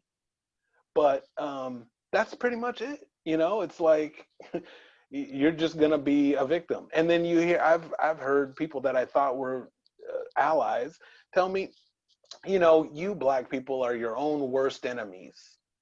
I'm like, you're kidding. My own worst enemy? I don't wake up in the morning and look at myself in the mirror and insult myself. Yeah. I don't, do all of these travesties against myself or other black people. I don't do them to myself or those people. Yeah. It's outside people that are doing these things. Yeah. And then Little yeah, and little then insults or big traumas, all of that is not our own doing. Otherwise, you would think, people in other countries where it's a majority black population, like they must be walking around insulting themselves and each exactly. other, Well, right? and like that's what I learned when I came here right away is that, well, I guess I just hadn't ever like thought about it or anything, but I was like, well, there's so many black people here that came here from Africa, like directly, and Yeah. nobody here seems to be afraid of black people. Like, what is going on? If the United States is so convinced that being black is dangerous, like a black person is dangerous, then why is there no problem anywhere else? Like wherever you go, like unless they've made that stigma, right? Of like They have. I black told you people from are that one movie, and right. then they keep reinforcing it. No, I know, but it's Yeah. so easy to go to come here and see, look, there's zero crimes committed by black people. So like your Yeah, theory but of that it would being a black thing is incorrect, right? It's right. so easy to discount it. But people want to live in their thing. And also the privilege and the danger is so strong about what you were just saying, that incident with your classmate, Yeah. that if you had, say you hadn't threatened her, because you did actually threaten her, and then your Oh luckily yeah. your friend told you like it's not worth it. But imagine Right. you didn't threaten her and there was some kind of like say you sued the school, then Yeah. she makes up a story about something you did, and you Oh raped her, yeah. and you did something in the hallway when nobody else was there, and now Right. you're going to prison because just her lie is so strong compared Yeah. to So believable. anything that you would ever have to say. They're just like, I don't give, Right. even though the whole class saw the incident, all the Right. stuff, like it The doesn't. teacher. Yeah, she made up a lie and now your life is ruined. And that's what happens over and over and over again in our just there's no justice system in my In our society that happens, yeah. and that flashed before my eyes in that moment. Yeah. Exactly what you just said. I saw that play out, Yeah. and I said, okay, I I can't go the official route because it's not going to go in my favor. And yeah, I threatened her, but I definitely was like trying to pick a place where there wouldn't be witnesses and things, because I knew I can't just punch her in class. I can't beat her up on the baseball field after school. Because believe me, I mean, I've been to schools like when I lived in other cities, where that was the standard thing. Like, I don't know how old certain people are or whatever, but yeah, like, I mean, it was like if you had a beef with somebody at school, it was like, all right, 3 o'clock, it's on. We're gonna have a fight, and that's what would happen after school. So I basically said the same thing to her. I was like, okay. And the thing is, she could probably beat me up because she was like taking Taekwondo and all kinds of martial arts and stuff. And she was a punk rocker and wearing steel-toed Doc Martens and like way into, she's like very violent. She was dating a white skinhead guy. Um, and ironically, she's like part Latina. But anyways, she had a lot of animosity and violence built up in her, and so it wouldn't have been an easy thing. It wasn't like just some like, oh, easy pushover type of girl. Like, it would have been scary. And her boyfriend drove a Camaro and was like itching for the opportunity to beat up a black guy. Like, that would be playing right into his fantasy, Yeah. and so yeah, it wasn't an easy threat to make. It wasn't like it was at no risk to myself, but nobody would have believed that. They would have just been like, oop, big scary black guy threatened this 5'2" curly hair girl, got to get rid of him. And that's how it always has played out. Anytime, yeah, anyone wants to spread a rumor about me, I gotta go. Yeah. I'm the big threat. And I Yeah. mean, it just makes me go, you know what? To put my livelihood, to put my safety on the line, um, I need I need to stop doing that. I need to not put myself in that situation where at the at a whim, white people can just take whatever it is away from me. Yeah. Because if I'm around black people, that's not going to happen. And ironically, it's because of racism. Because if some black girl said that I raped her, first of all, the judge, the sheriff, the whoever's in charge, they don't give a shit. They don't care about black women. They're not going to believe her right off the bat. They're like, well, do you have any proof? How Yeah. do I know? How do I know that's not your boyfriend? You're just jealous, blah, blah, blah, blah, blah. They're not going to immediately jump into action mode like they've got to protect the purity of this black girl. No. But if it's a white girl, oh, shit. Yeah. I And need that's, Johnny Cochran to help me out in court. yeah, or somebody who's in touch with Alive. her, it. I mean, this is the thing, is that it's about like the whole like thing with the defunding the police and stuff. It's like Right. people think, with very little thought going on, because I think that's what a lot of the problem is there's a lot of people have very short thought processes, and Yeah, then they attention just span. Yeah. believe whatever, and so they're like, defund the police equals there should be no police and then we should have a chaotic world. Like that's as far Right. as their thinking goes. And it's like, well, no, It's like ridiculous. you would put educated and qualified people who have like in touch with their humanity to deal with certain like aspects of policing, and then put police in who are in touch with their, you know, that have no track record or no possibility of making a bad decision. Like, don't put people with bad judgment in those positions, and put people with good judgment, maybe not in a police position, but in other roles that can do the same job to make things, you know, equal, balanced, harmonious, you know, nice to live in this world. Like, this is the Well, yeah, thing. but I mean, the defunding part is literally like funds, like Right, money, about the and money.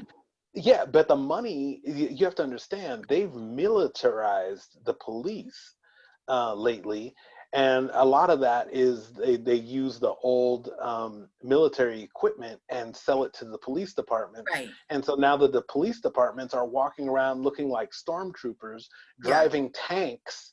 They're not driving regular police cars like back in the 70s or something. They're driving $800,000 military armored vehicles. And so that is what they're saying, defund them so that they can no longer drive around in armored vehicles. And Yeah. they're not all wearing bulletproof body armor head to toe with helmets, and they're not all carrying assault rifles and tasers and all this equipment like against normal citizens walking around in shorts and flip-flops. That's who is arresting you. Is a soldier. It's not a police officer in a regular uniform. It's, I mean, you're going against a soldier Yeah. with hundreds of thousands of dollars worth of equipment behind them. And that's what makes it very intimidating. You feel like you're under martial law.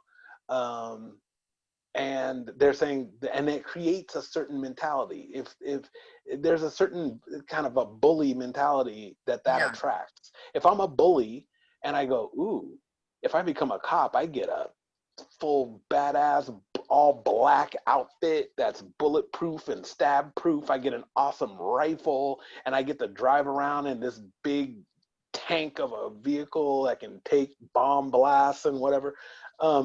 Yeah, that's attractive Right. to a certain mentality. And Yeah. so it's now a friendly, open-minded, enlightened person does not want to do that job. Yeah. They don't want to drive that truck. They don't want to walk around with a military rifle, Right. wearing military boots and body armor all day long, Yeah. looking Like, to the beat right someone. I person mean, even for that job wouldn't want that. yeah, Like, they wouldn't want to look like that or dress like yeah. that. I mean, they're literally wearing gloves that have plastic plates on the knuckles so that if you punch someone, it hurts the person that you're punching, but it doesn't hurt your hand. Oh. Because if you punch somebody with your bare hand, you might Yeah. break your fingers. Yeah. You'll break your fingers, you'll break your knuckles. It hurts. It doesn't feel Yeah. good to punch somebody. But if you're wearing those gloves, you could punch a brick wall and it's fine. Yeah. So that person is all geared up, ready to just break your jaw.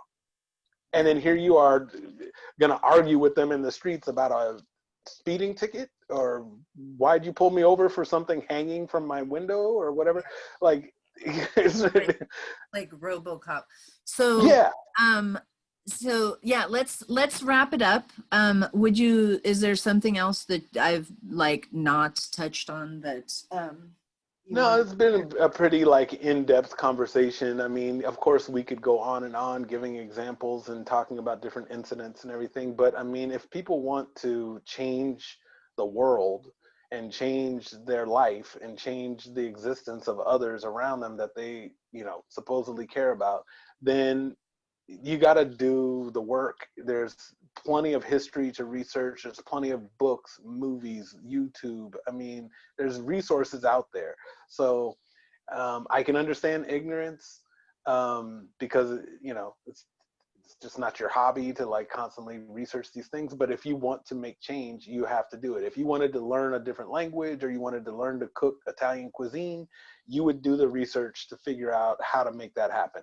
So if you want to change race relations or social justice in the world, do the same thing, put in the same effort, you know, that you would learn to make homemade pasta or whatever, and you know, make that progress, and everyone else will benefit from it.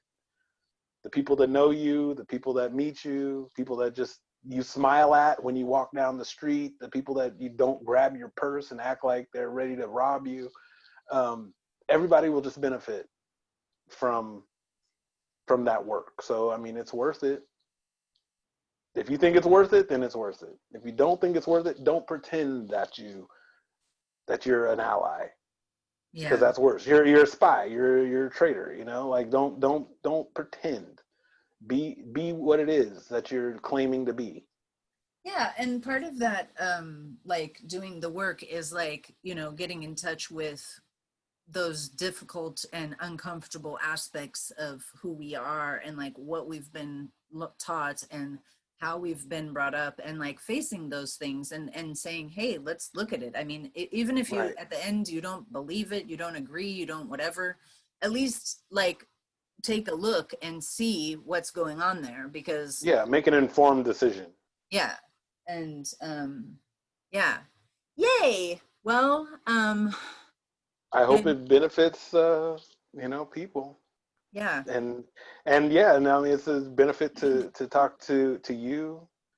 Um, yeah, I hope everyone has a good burn, and you know, I'm very grateful for my longtime has friend.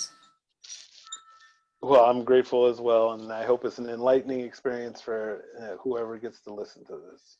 Yeah, and see that we're all just stardust and we're all made up of the exact same thing. We just get confused by these random temporary shells that we walk around in thinking that we're separate. Silliness. All right. Um, Well, I hope the rest of your day goes well. I mean, I don't know how you want to yeah, that's conclude our discussion. I hope that your day goes or night goes very well. And talk soon. Sounds good. Take care. You too. Love you. Love you too. Bye for now. Bye.